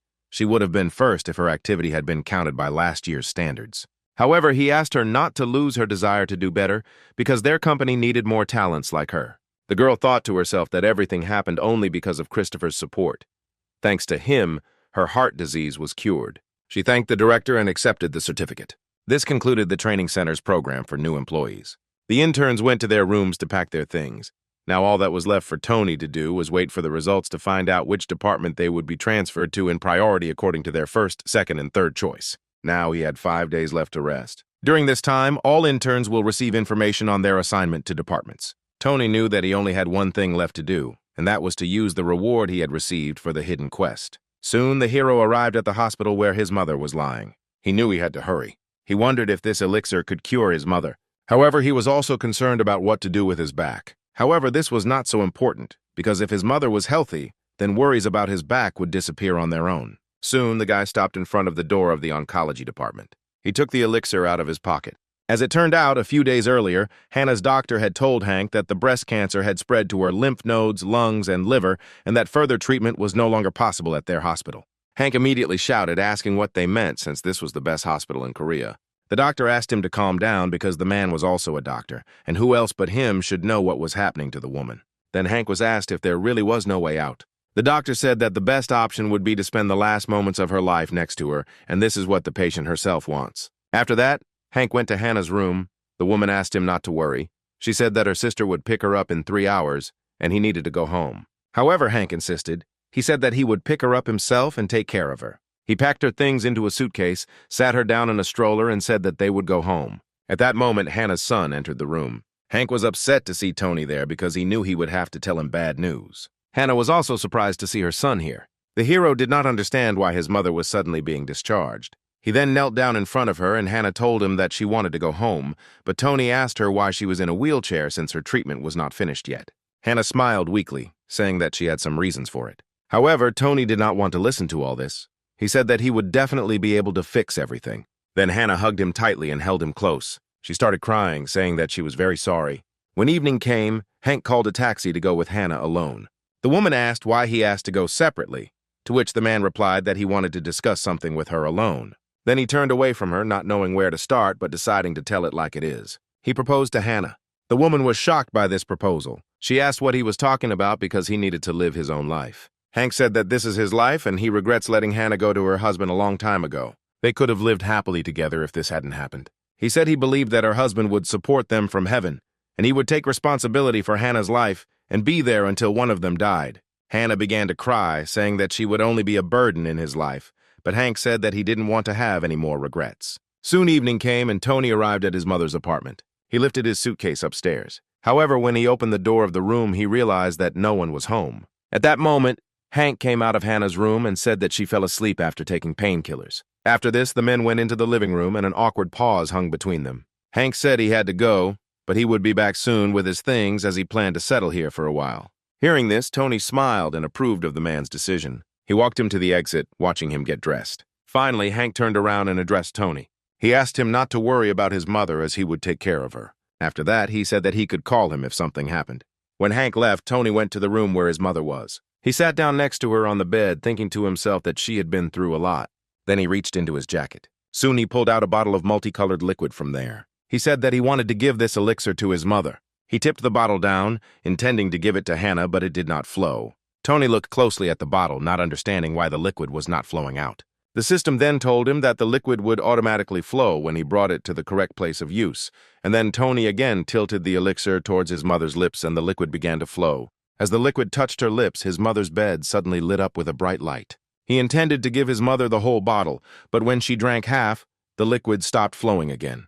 The system told him that he had used enough and asked Tony to use the remaining amount to heal his back. Then Tony suddenly realized that the system knew that he would use the elixir to cure his mother and not himself. After some time, morning came. When Hannah woke up, she was surprised to find that her body was completely pain-free. She couldn't believe that this had happened to her. It was like some kind of miracle. Tony watched his mother with a smile. He then turned to the bottle, saying that he did not know who was behind all this, but he was immensely grateful to him. Soon after, Hank arrived at the apartment. He still did not fully believe that the woman would be able to go down the stairs on her own. He offered to carry her in his arms, but Hannah said that she was fine. She didn't understand how this was possible. At first, it seemed to her that she was completely asleep. Then Hank suggested going to the doctor and finding out what he would say, but for now it would be better for her not to strain herself. As it turned out, the study confirmed that all cancer cells had completely disappeared from Hannah's body, and the attending physician accepted the results, although he had a hard time believing what was happening. Mr. Hank, being a doctor of a different specialty, could not accept the reality of what was happening without a proper medical explanation. But in the end, he had no other choice. He walked out of the office and sat down next to Hannah and Tony, saying that miracles did happen, of course, but they needed to monitor the woman's health very closely. After some time, Hannah, Hank, and Tony finally got used to the current state of affairs. His life as a hero, as a full-time worker, began. He arrived at the headquarters of the Il-sung Group main office. At that moment, one of the workers approached them, asking if the other workers had received their salaries since they were supposed to receive 3 million. As it turned out, he only received 2,210,000 won. Then Josh told him that the senior said that they only receive 80% of the rate during the internship. He then turned to Oliver, who was the leader of Team A. The guy said his name was Clyde and said it was nice to meet the team leader. He said that they were all about 26 here, but Tony said that he was 25, explaining that he started school early. Oliver said he was turning 28 this year, had studied abroad, and joined the company a little later. She and Clyde decided that they would take care of each other. At that moment, Albert, the director of the strategic planning department, approached them. He said that they didn't have much time and asked everyone to go to the conference room. When everyone arrived, he greeted all the workers in his department and said that he wasn't sure if they had heard about this, but the planning department accepts workers who have been with the Il-sung Group for 3 years, after which they decide which 5 people will stay. Then Josh said he had a question.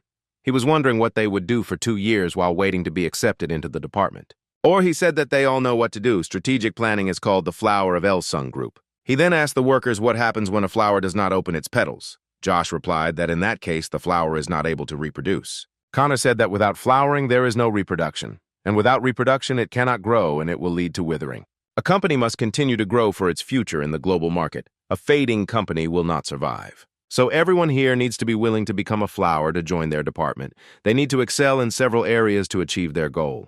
They cannot teach how to become a flower. Workers must achieve this on their own. Real growth comes only from personal experience. Then he took out small sheets of paper from his pen, rolled into tubes.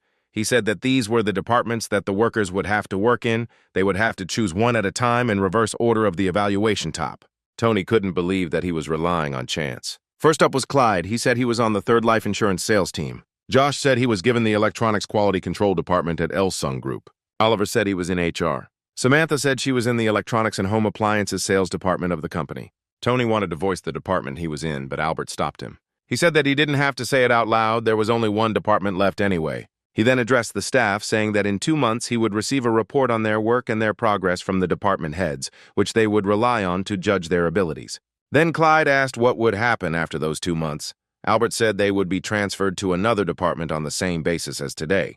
A few days later, Tony was sitting at the bus stop waiting for his bus. However, before he stopped, a black car suddenly stopped. Hank looked out from there and said he would give him a ride to the station or he would be late for his first day at work. He said he knew the address of Tony's office because he had it saved on his phone. He was lucky that he worked close to his company. He also asked the guy not to worry. He said that he used to live in that area, and the guy can stay with them until he gets married. Tony said he wasn't worried. He was even grateful he had a place to stay in Seoul, and if it weren't for Hank, he would have had to travel all that way alone or find a studio. Then the doctor asked him how his back was.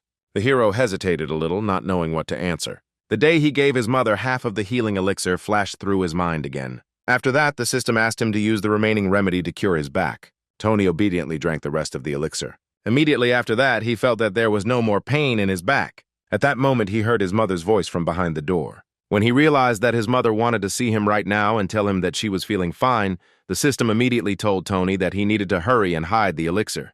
A few seconds later, the woman opened the door and asked what her son was doing there. Now, Hank said that if Tony needed painkillers, he could ask him for them. He might feel better, but it was only a matter of time. He said he wouldn't tell his mother about it, but the operation shouldn't be delayed.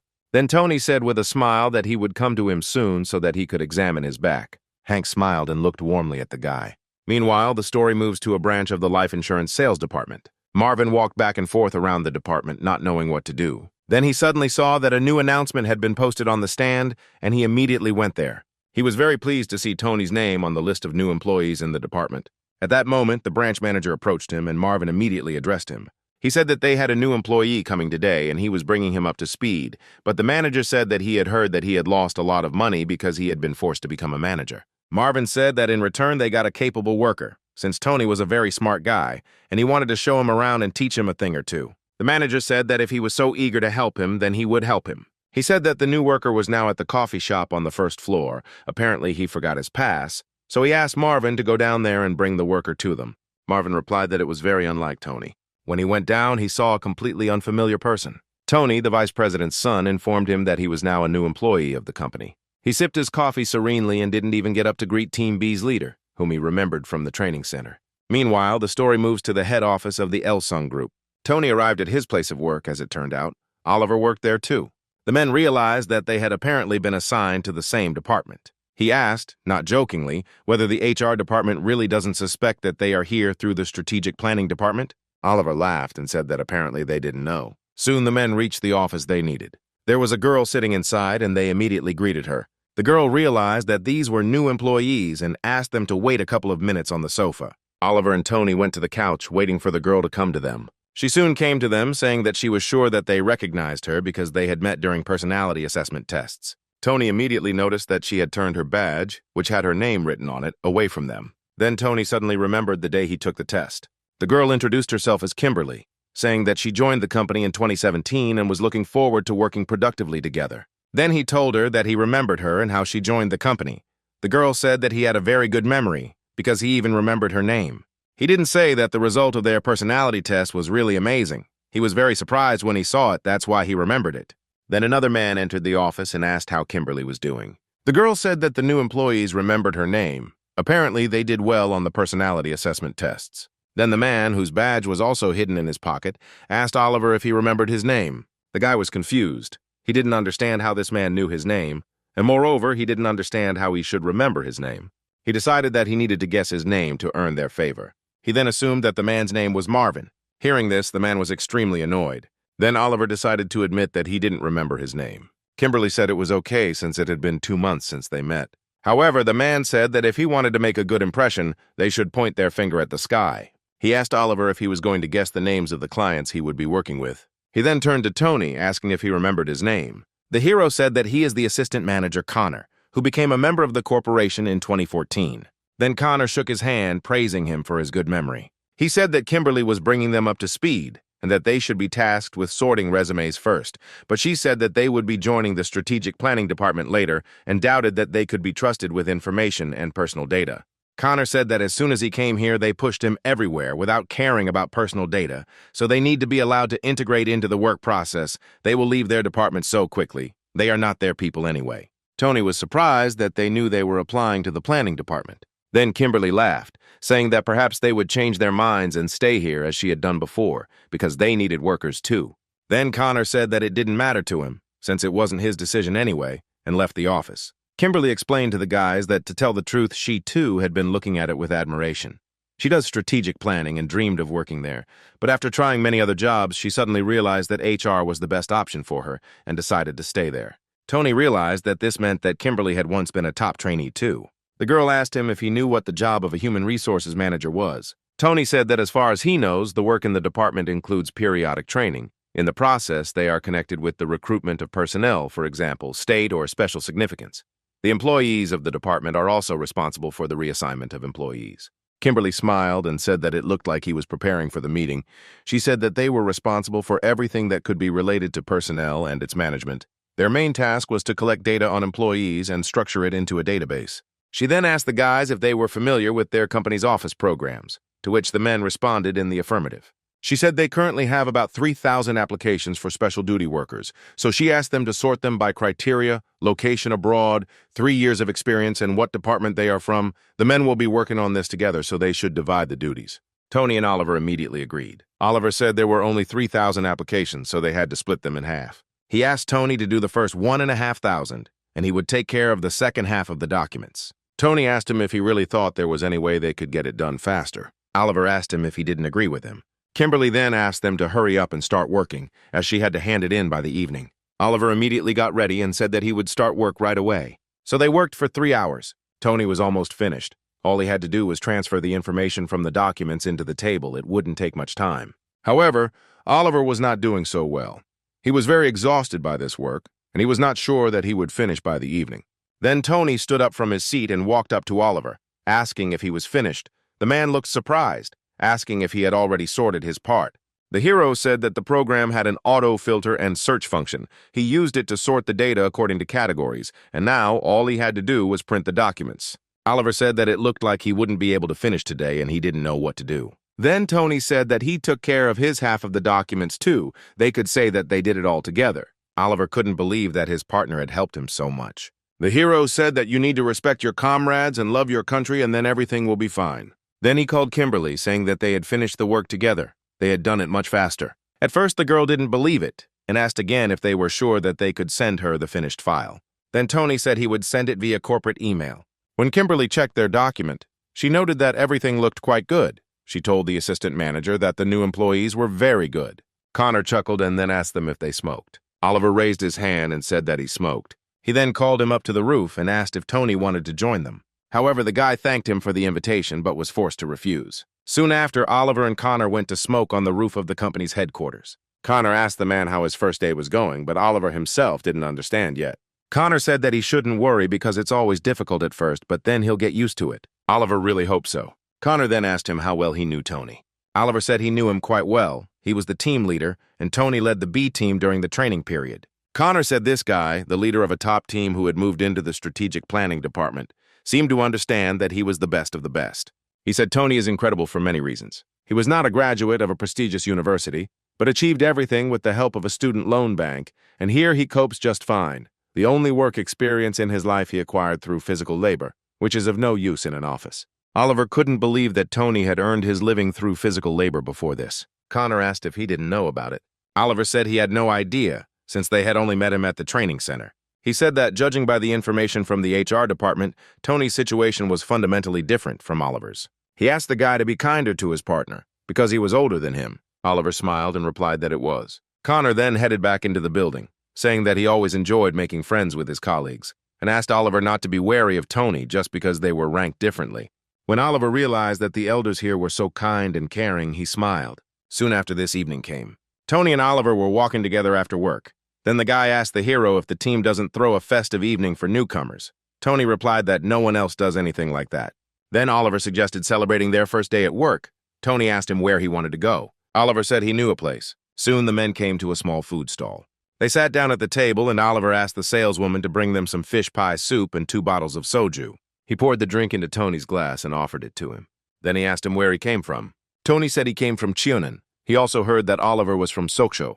The man said that they were both from provincial towns, and it wouldn't hurt for them to get to know each other better. He said that since they had joined the company at the same time, they could talk to him in a way that he was comfortable with and skip all the formalities. Tony smiled and agreed to this proposal. At that moment, a message came on his phone, Clyde talking about how Tony annoys him. The hero was surprised, not understanding what he had to do with it and why he was annoying someone. Then he said that he didn't mean him. He reminded Tony that he had an annoying namesake. He explained that today their boss from the training center signed a contract with a client regarding insurance.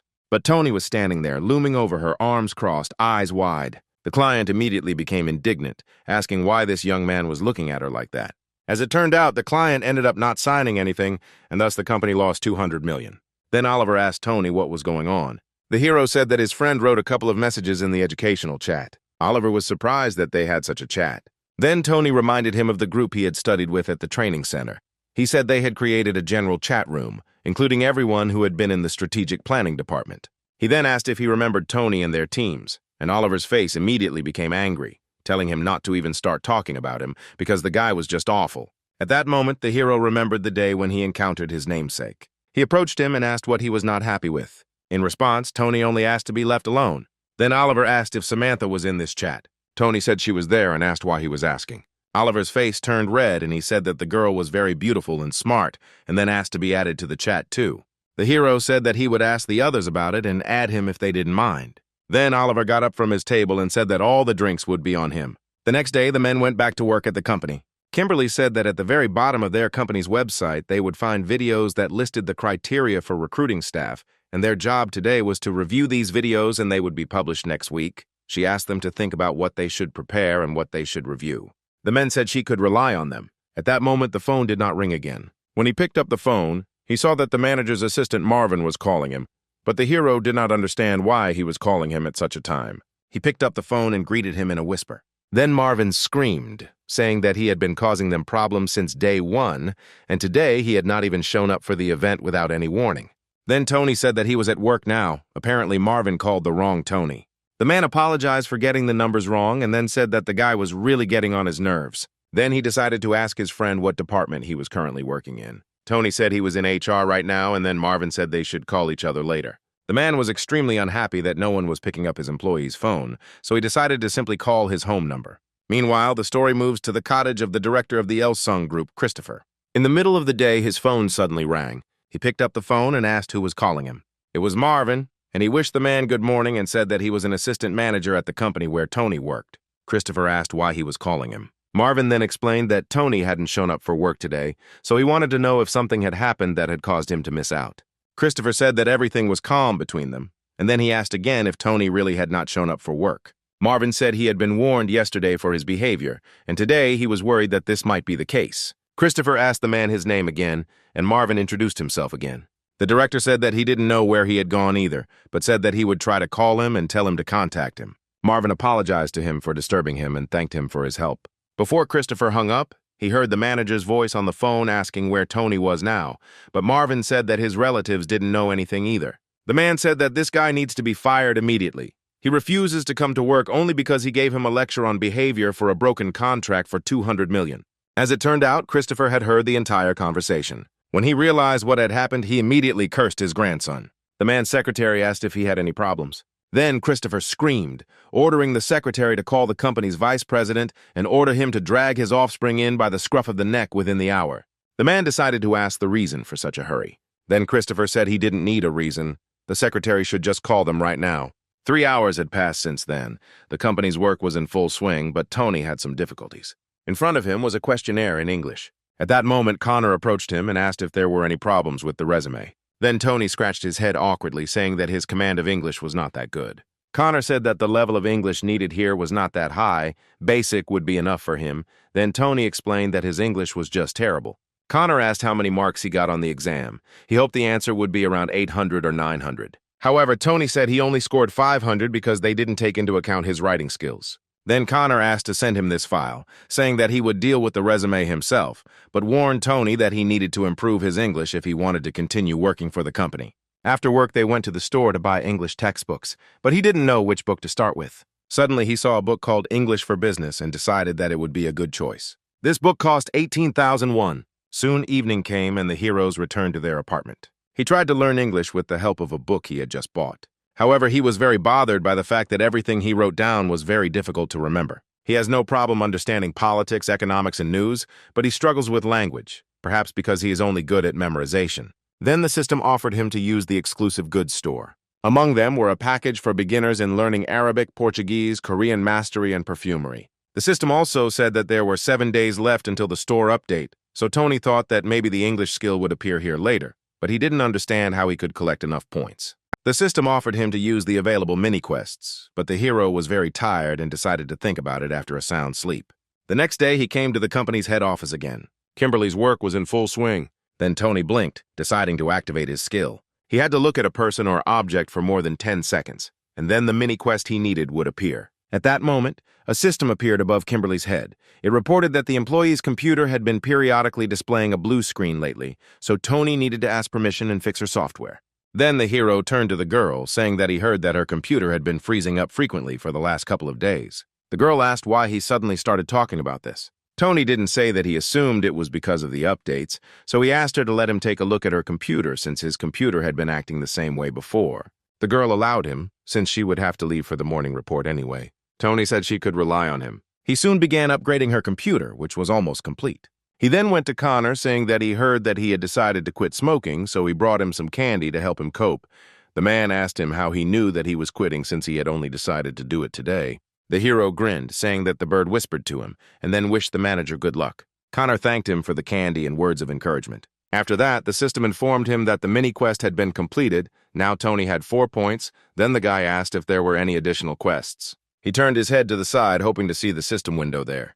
Then he turned his head the other way. However, when he realized that there were no more quests left, he became quite upset. At that moment, a man entered the office. It was the general manager of the HR department, Jordan. He asked if anything big had happened while he was away. Connor said they were stable, and then they asked how his vacation was. However, Jordan noticed the newcomers and asked who these guys were. Tony immediately walked up to him and greeted the man, saying that he was a new employee and would try to do his best. After that, Oliver greeted him. Jordan was surprised because he initially applied to the strategic planning department, and this upset him a little since none of the new employees went specifically to the HR department. Then Connor said that they didn't hire anyone on purpose so that they could pick someone from the strategic planning applicants. Jordan said that if you think about it, They never had new employees coming out of training camp. It felt like just yesterday that Connor and Kimberly had made the decision to stay in their department. Even though they had applied for planning, time had flown by so quickly. After finishing their time in HR under the planning department program, if the men find that they like it better here, they should let Jordan know, because HR may be better than planning. Oliver couldn't believe his ears. Could he really stay here instead of going into strategic planning? Jordan added that this is not a place where they can stay just by wishing for it. Everything will depend on their work results. Meanwhile, the story moves again to the house of Director Christopher. Even from the street, his cry could be heard that he asked the men to come to him half an hour ago. He asked Tony why it took him so long to get there and why he didn't show up for work. The guy said he was late at a friend's birthday party and asked his grandfather for forgiveness. Christopher asked if he really called that an excuse. Then Tony bowed again, asking his grandfather for forgiveness. Then Christopher picked up his phone and started calling someone. As it turned out, he called the HR department. Tony picked up the phone and asked how he could help. Christopher introduced himself by saying that he was the chairman. At first, Tony couldn't believe that the chairman of the El-Sung group was actually calling him. Kimberly and Jordan were also very surprised. Christopher then asked to transfer Tony to the company's construction department. Then the hero said that he was currently in the HR department and asked whether the chairman really wanted to transfer him to another department. Christopher then clarified that he meant his grandson and asked again to transfer him to construction work. The hero said he would definitely do so, and before he could ask if the chairman needed anything else, the man hung up. Jordan asked him if the chairman had really called him. The hero said the chairman wanted him to transfer Tony from life insurance to the construction department. Jordan asked him why it happened so suddenly and why he called him personally. Kimberly said that Tony is the chairman's grandson. Jordan couldn't believe his ears. He didn't fully believe that they were talking about the codename SSS. Then they finally realized that the guy from the training center was the director's grandson. Meanwhile, Tony fell to his knees, begging his grandfather to forgive him. Christopher said there was no need to apologize to him. He would transfer his grandson to a foreign branch anyway. He would work on a construction site in the Middle East for a year. Maybe the desert heat would help him come to his senses. Tony couldn't believe that his grandfather was actually taking him to the desert. Then he said that he would definitely improve and would not make such a mistake again. They just needed to forget about everything this time. He fell at his grandfather's feet, begging him to leave him there. He said that he didn't like the sand at all. Then Christopher kicked him, calling him a pathetic fool. The blow was strong enough to send Tony flying to the floor. At that moment, the secretary came up to him and helped him up. Christopher said that he didn't help him because his grandson didn't deserve help. The secretary had no choice but to make amends. Then he left the room with Christopher. He asked the man to inform the managers that they were working without lunch breaks due to the delay. Tony was left sitting alone in the room. When everyone left, he suddenly began to cry. Soon the next day arrived and the heroes went to work again in the HR team. He said they had received annual leave application forms this month and asked Kimberly to let him distribute them as he had nothing better to do. The girl said that if he wanted to do it, she would be only glad. Thus the hero set to work. The girl noted to herself that Tony is a person who seeks and completes tasks independently. Then she noticed that Oliver had gone out for a smoke break again. Apparently, he was doing this often. At this point, Tony noticed a mistake in the documents. He called someone and said that there was a mistake in the form, so he wanted to ask permission to correct it. His interlocutor thanked the young man for his attentiveness. At that moment, a man in a suit and glasses entered the office. Tony immediately stood up from his seat, greeting the man and asking how he could help him. The man said he was Donald from the university's career support team. He had come to discuss business cooperation and asked where he could find Connor's manager. Tony said that he had gone out for a while but would be back soon, and suggested that the man wait for him on the sofa for a while. Donald sat down on the sofa and began to read something on his phone. Kimberly was worried that the manager was not returning and was keeping the customer waiting. Tony noticed this too, so he made Donald a cup of coffee and said that they had notified the manager and he would be there in 10 minutes. Donald thanked him for his vigilance and for the coffee. Kimberly let out a sigh, glad that Tony was there, otherwise she would have had to do all the work. Oliver entered the room shortly after. He sprayed his clothes, hoping that would get rid of the smell of tobacco, and Kimberly noted to herself that he didn't put much effort into his work. Connor entered the room shortly after him and greeted Donald, saying that he shouldn't have come in person, but thanked him for coming all the way. Donald said that Connor was a contractor and he was a subcontractor, so he couldn't not come. He asked the man when the university's career information session would be. Connor said he thought they should schedule this meeting during the holidays, with active hiring starting in the second half of the year, around August, so they needed to move things along quickly. Donald said that students should think about their careers at any time. After all, it is up to them whether they become employees of this company or not. Before leaving, he apologized for interrupting their work and said that they should talk outside, but first he would go to the restroom. Connor said he would wait for him. Before leaving the office, he called out to Tony. He thanked the guy for letting him know about the client's arrival, as he had completely forgotten that he had an appointment that day. Tony said he should have been the one thanking him. He resumed his work soon after. At that moment, someone called the office. Kimberly picked up the phone and said that she heard that the part that the boss had outlined was not mentioned. Then Tony realized he had to take care of this call. He picked up his phone and joined the conversation. He introduced himself and said that he was currently replacing Connor. As it turned out, it was Christopher who called and asked to urgently send a person to his office. Tony said that the request would be fulfilled immediately. Then Kimberly asked him who it was. Tony said that the chairman asked to come up to him. Apparently, he was going to call Connor, but since he was busy now, it was better for him to go there. Then Kimberly asked who answered the phone. Tony said it was him. The girl said that in that case, it was worth listening to him. After that, Tony went to the elevator. It was his first call from the chairman, and he was a little nervous. Soon, he arrived at the right floor, where he was met by the girl at the reception. She asked how she could help him, and Tony said that he had come from HR at the request of the chairman. The girl called the chairman, asking if he had called the man, and touched on the personnel, and then Christopher told her to let him in. After that, the girl smiled and said that Tony could come in. When the hero entered the office, he saw his namesake kneeling in front of Christopher, who was yelling at him, saying that he would definitely go abroad. Tony begged to be forgiven this time. Then the hero attracted attention to himself by saying that the chairman had called him. His namesake, kneeling, did not understand what was happening. The hero didn't really like the atmosphere in this room. Christopher then told Tony to go with his grandson to the airport and buy him a plane ticket. Personally put him on the flight to the Middle East and let him come back only when he had gained some decent work experience. Tony again pleaded with his grandfather, begging him to forgive him. Then his father intervened in the conversation, saying that Tony was the chairman's grandson and he should pardon him. Then Christopher wondered if he really should forgive him again. Pictures from the past, from 1970, flashed before his eyes again. The woman stood on the pier and screamed the boy's name with tears streaming from her eyes. Soon a man approached her, and then the woman said that she could not find him. The man tried to calm her down and told her not to worry because they would definitely find him. As it turned out, their 5-year-old child had gone missing, and the woman said that she wanted to die because she saw no point in living without her son. After this, the story moves to the orphanage 2 years later. As it turned out, the couple could not find their child, and they decided to adopt another baby. They promised that they would take good care of him and raise him as their own child. Then Christopher thought about how trouble had been following this man since his appearance, and he was already simply furious. Then he turned to Tony, and both boys thought the chairman was talking to them. He said that Tony might go back to his place because of HR. The hero said that he understood him and left the office. Christopher then turned to his grandson. He said the guy who just left was number 1 on the top, so he asked his grandson what he thought of when he saw him. However, Tony just lowered his head, not knowing what to answer. Christopher said that this guy shows that he puts a lot of effort into his work so that no one has to envy him. He achieves amazing heights. He probably works so hard that he only sleeps a couple of hours a day.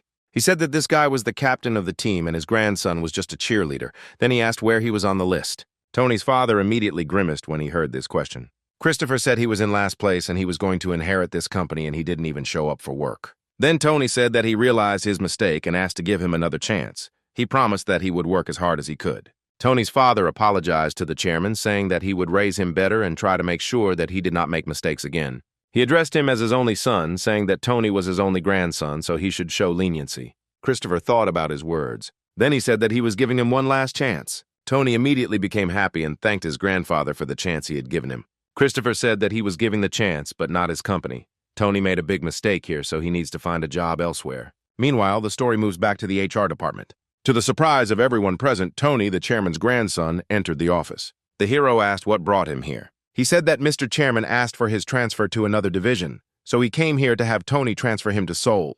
The next day, Samantha informed the hero that Tony, the chairman's grandson, had transferred to their department. The hero was not very happy that they were laughing at his name again. Then he asked the girl what this guy had done this time. She also said that an elderly couple came into their store and changed the channel for 30 minutes. It looked like they were going to watch a movie. Then Tony walked up to the couple and told them to get out of there if they weren't going to buy anything. After that, they went to the information desk and complained about him.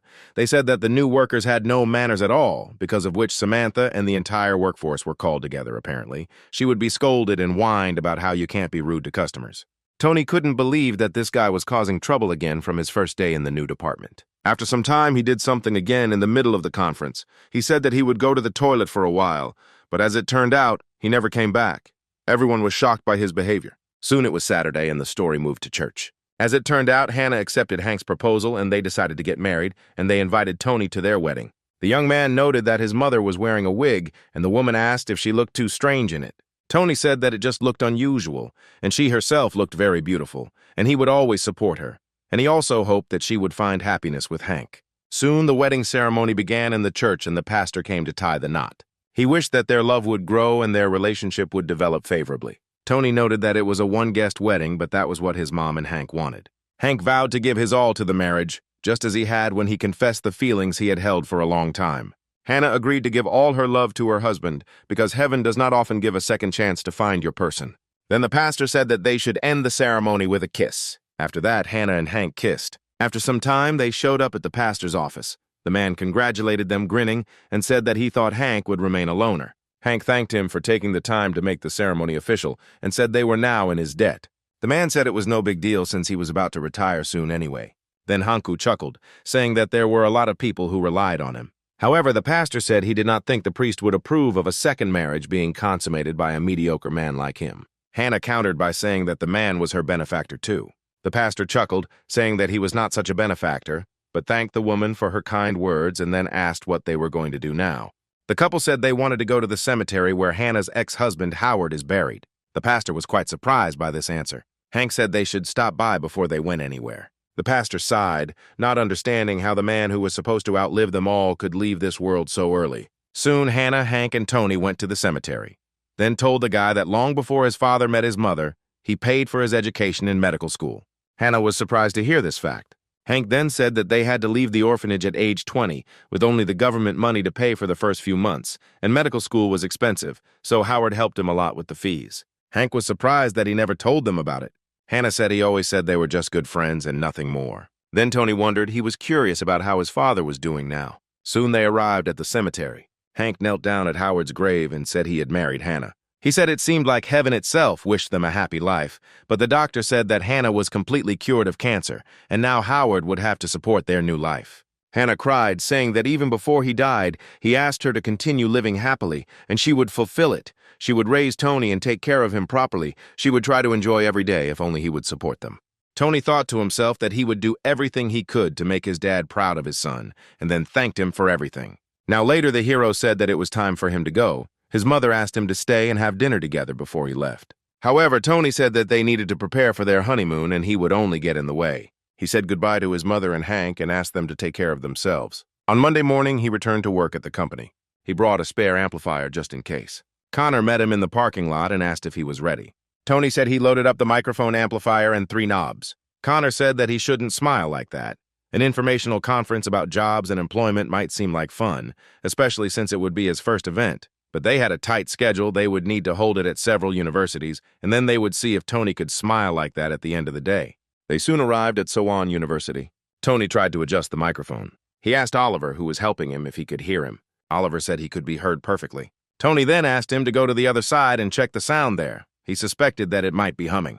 Oliver came to the other side, but he did not understand what it meant to be radioactive. Then he said with surprise that he heard Tony's voice twice. The hero said that this is what the word phone it means. Then he said that something needed to be adjusted on the amplifiers and asked to wait a second, since he needed to check the volume settings. Oliver chuckled, saying that there was nothing Tony couldn't do. While the hero was adjusting the equalizer, he thought about the fact that past experience is always useful. Then he decided to test the microphone again. He asked Oliver if the sound had improved. Oliver said that there were no extraneous noises now. Then the hero said that in that case he could go down. At that moment, Connor entered the room and asked if everything was ready. Tony said they had set up everything from the computer, video files, sound systems, microphones, and entry and exit arrangements so the conference could begin. Connor smiled, saying it was quite an impressive piece of work. Soon, the students arrived at the conference. Connor greeted them, saying that today there would be an information conference on employment at the El-Sung Group Company. He said that this was their second visit to their university. The last one was a year ago, and he had already seen familiar faces here. Kimberly asked those who were here last year to raise their hands. One of those who raised their hands was a student wearing glasses and a green t-shirt. Then the girl said that she remembered him and asked if he would like to apply to the company in the first half of the year. The guy didn't say that he applied but didn't pass the background check this year during the recruitment period. He wants to apply again. The girl said that the documents can be difficult the first time, but she wished him luck next time. Then Connor said that if they didn't pass the paperwork stage, then someone must have beaten them in additional skills points. Starting this year, the English test task will not be mandatory. These results will be taken as additional skills, and bonus points will be given for the test, so that everything is fair. Work experience, even if it is not related to their field, will also be an advantage. Therefore, it is important to track some points that will help with the collection of a sufficient number of analogs. Then the guy realized that he hadn't passed for this very reason. He needed to use at least some additional achievements. Oliver said that the seniors are quite experienced and they work really well as a team. When the conference was over, Connor said it was time for them to pack up their equipment and head back to the company. After that, the four of them went back to the office. Said that the manager wanted to entrust the conference to the newcomers this week. Kimberly was surprised. She thought it was too early for them to be given such a job. Connor said it looked like the manager wanted to test them in the conference room before moving forward, and the results would likely impact the assessment that would go to the strategic planning department.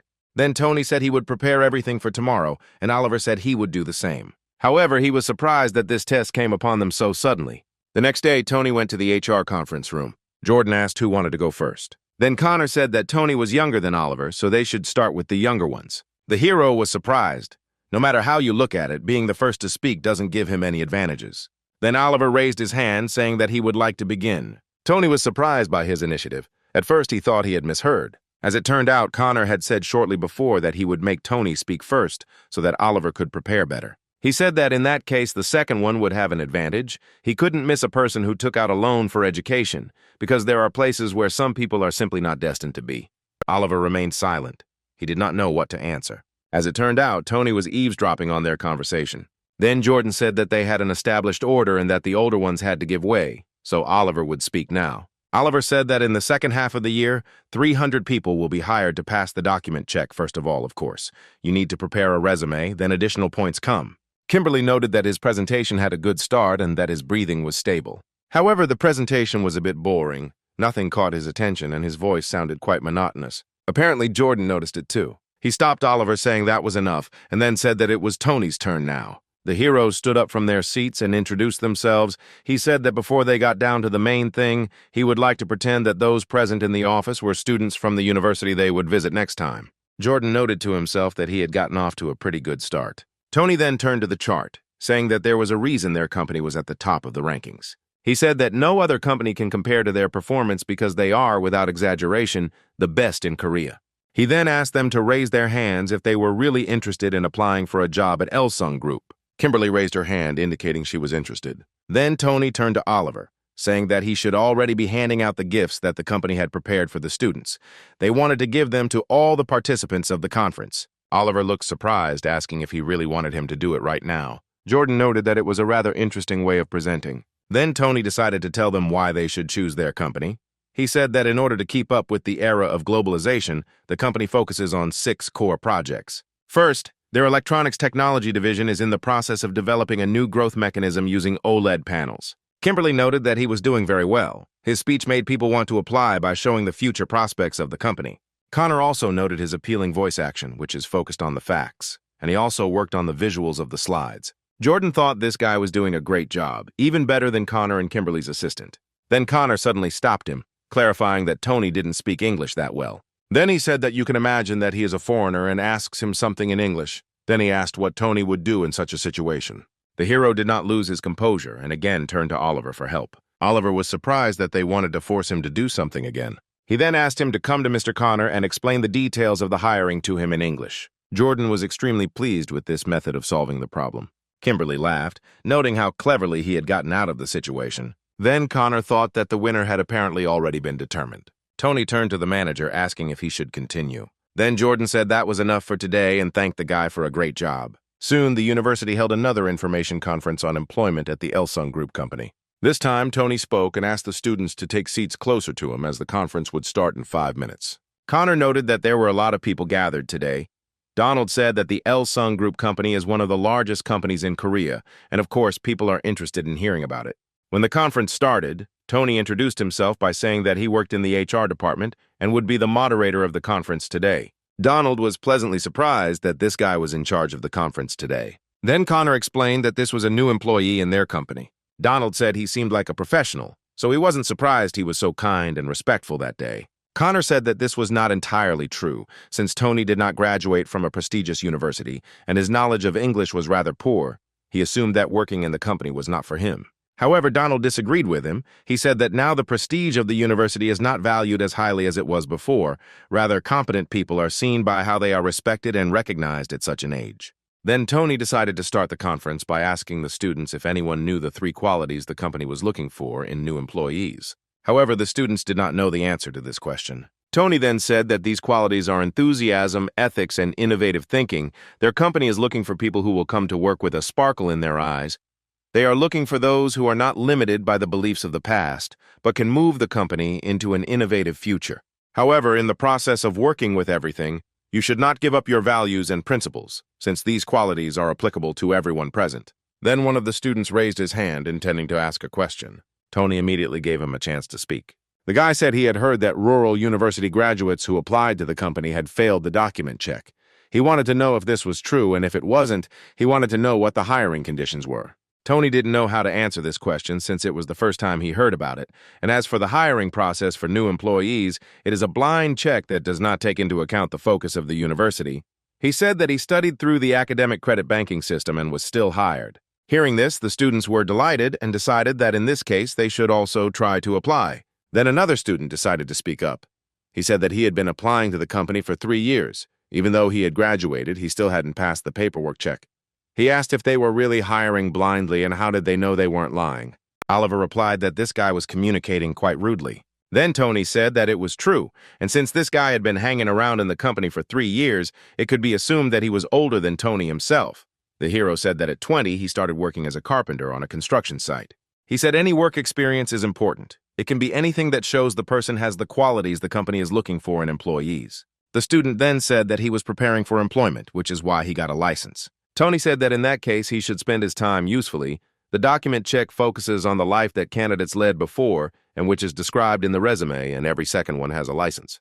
Then the student asked what he should prepare in that case. Tony said that he needs to prepare a resume where he describes his lifestyle and the experiences he has gone through, as well as his personality, and the company will look at every detail of the resume. He said now is the time to ask yourself how you can show your strength to qualify. Then the student understood why he was rejected every time. He decided that he should review his resume and add a few points to it. Donald noted that the guy gave good advice because a resume is the first thing they look at during selection. Connor agreed with him, saying that it described the candidate's entire life. He remembered a situation that happened 4 months ago when he approached Kimberly and asked why she had put some of the questionnaires aside. The girl said that these forms contained information about Tony, codename SSS, which stands for the name of the vice president's son.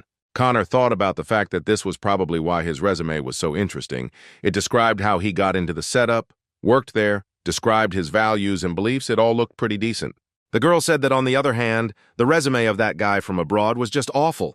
There were monosyllabic sentences without any sincerity. Connor said it must be that SSS, he had a vision of the vice president raising his son in humble circumstances. Then he remembered the situation that happened 2 months ago. Connor asked the girl if the vice president's son wasn't in first place. Kimberly said it wasn't him. He was at the bottom of the list, and the one who wrote a good resume was at the top. Connor initially didn't believe that a guy with a credit-based education had made it to first place, but the girl suggested that he had a lot of work experience despite the fact that his education wasn't the best. Now Connor assumed that his opinion had changed to some extent. Donald asked him what he meant. Meanwhile, Tony continued the conference. He said that they accept people with experience, so it will be even easier to join the company, so they should not think of the newcomer program as the only option. He said there was little time left, so students needed to spend it usefully. One of the students said that he would think of it as his last chance and would consider other companies too. Tony chuckled and said that he shouldn't speak so openly about other companies, but he would pretend that he had never heard it. The guy awkwardly apologized for his words. Connor said that Tony was very competent and pleasant to talk to. Because of his education, he was biased towards him. Then Donald laughed, saying that he still had a lot to learn because education is far from being an indicator of the whole personality. Connor agreed with him, saying that after all, his life had just begun. After the conference, Oliver approached his partner, asking how he was feeling because the guy turned out to be quite rude, but the hero said that he was fine, he was just tired.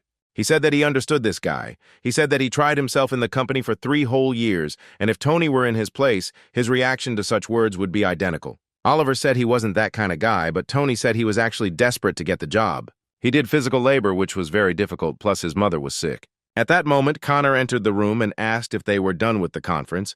Then Tony said that that was all for today, and they should head to the next place. When everyone went outside, they said goodbye to Donald, and the man said that they should work in the same spirit since they did a great job. As they got into the car, Donald waved after them. He thought to himself that Connor was actually still a child. A few days later, Jordan was going through some paperwork. He consulted with the assistant manager about who should give the points to, Tony or Oliver. He couldn't decide because his opinion was quite relative. Connor said it was up to the manager. Then Jordan asked if he had recommended Oliver because he had studied abroad. Then Connor said that Tony should get a perfect score because he was better. Jordan said he was a very competent worker, but his education was not impressive. Then Connor said that they live in a time where it doesn't matter that much. He is smart and capable, and they should support him in this. Jordan agreed with him, saying that he thought exactly the same thing. 2 weeks have passed since then. One workday, Oliver approached Tony and asked what he was looking at. At this time, the hero was entering his data somewhere. He said he was going to check something. He was interested in the results of his English test. Oliver asked for age or number of points from last time. Tony said he scored 705 points. He studied the material for a whole month and was only able to score 180 extra points, and this result upset him very much. However, Oliver was shocked. He did not understand how a person could improve his results so much in just 1 month. At that moment, Connor entered the office. Noticing the strange expression on Tony's face, he asked what happened. Oliver then said that Tony had scored 705 in English and was unhappy that his score had gone up 180 points in a month. Connor chuckled, saying that it seemed like his limited knowledge of English wouldn't be a problem anymore. Tony said he was still not good enough, but he would try to work even harder. Then Connor approached him, asking him to stay with them in the HR department. However, he did not say that his goal was to join the strategic planning department. Connor said they were thinking about adding another person to their team, and the boss recommended him, and he agreed with him. Oliver was surprised to hear that there was a vacancy in the HR department, and he offered it to Tony. Connor said he can't say that HR is better than strategic planning, but they move up the career ladder faster than other departments, and they are sometimes called in for a meeting with the head of the company, which helps them keep track of their superior's work. However, Tony apologized, saying that he wanted to prioritize the strategic planning department, even if it meant losing his position in HR. Connor said he was sorry to hear that, but he didn't want to pressure him into making that decision, and asked if he was sure he wouldn't regret it later. Tony thanked the man for the offer, but he knew he couldn't accept it. Connor said it was okay, and if he didn't want to stay, then there was nothing he could do about it. Oliver was a little upset that Connor didn't offer him the position. Connor then returned to Jordan and informed him that Tony had rejected his offer. Jordan was surprised that he refused, despite his words that he would hire him. He said he had made the offer twice, but Tony was adamant about moving to the strategic planning department. Jordan said that they seemed to be the only ones who were paying attention to him. He didn't understand how someone with no knowledge of English could be so eager to plan. Then he asked Connor if he had turned him down before or after he found out that he needed to get at least a 700 on the business English exam. Connor sighed wearily and said that he had already received 705 points this month, so he didn't think they would be able to convince him otherwise. That same evening, the HR department decided to organize a team dinner. Jordan praised all of his employees, saying they had done a great job. He then turned to Tony, telling him he was very lucky because he had offered him a chance to stay in the department, but then reluctantly gave him a 5 and sent him on his way. Tony said he was sorry, but in the strategic planning department, he would be able to make full use of the skills he had acquired here. The manager then turned to Oliver and asked if he would be upset if he received a rating lower than Tony. Oliver said he wasn't upset. He knew he wasn't as good as him, so it was okay. Jordan said the score won't impact their overall performance rating. They're simply tracking the development of strategic planning candidates. However, Oliver did not understand what he meant. Kimberly explained that the manager was asking if he wanted to stay in HR because they wanted to know if Oliver would be willing to take over the position that Tony had turned down. At first, Oliver couldn't believe his ears. Tony thought to himself that this was a great decision since Oliver was eager to stay here. Jordan said that since Oliver was drunk now, they would continue the discussion tomorrow. He said that people could leave or stay if they wished. The main thing was to work hard wherever they were. He then decided to raise a toast to it and let go of all his worries.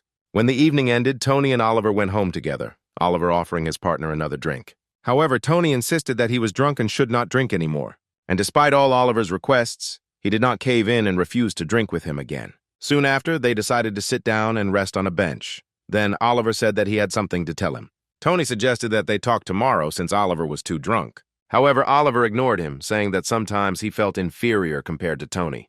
The hero asked why he felt this way since he studied abroad and had much better qualifications. Oliver then said that there was no point in that, since he was getting all the glory anyway, and he doubted that at this rate he would ever make it to the planning department. Then Tony suggested that they go home since Oliver could barely speak. Oliver said that he would stay in HR and would be promoted faster than Tony, but the hero did not understand what he meant by this. He asked Tony to give it his all so that he wouldn't have to swallow the dust that he would throw on him later. Since they joined at the same time, they would never stop competing, and it would be like that until he left this company. Hearing this, the hero smiled. He said that Oliver can do everything in his power, and he will also give his best wherever he goes, and then they will meet at the top of the business. They will try to rise to assistant managers and then directors, and then even executive directors. Oliver promised that he would never lose to him. Tony promised him the same. A few days later, Tony was invited to a conference in the strategic planning department room. Albert asked if all the candidates who applied for membership had come here. All 4 people said they were all there. Albert said that he heard that Oliver had decided to stay in HR, so another employee was joining them today, and the others should give him a warm welcome. Tony was very surprised when he heard this. At that moment, the office door opened and a young man walked inside. As it turned out, it was Tony, the president's grandson, who waved and greeted everyone present.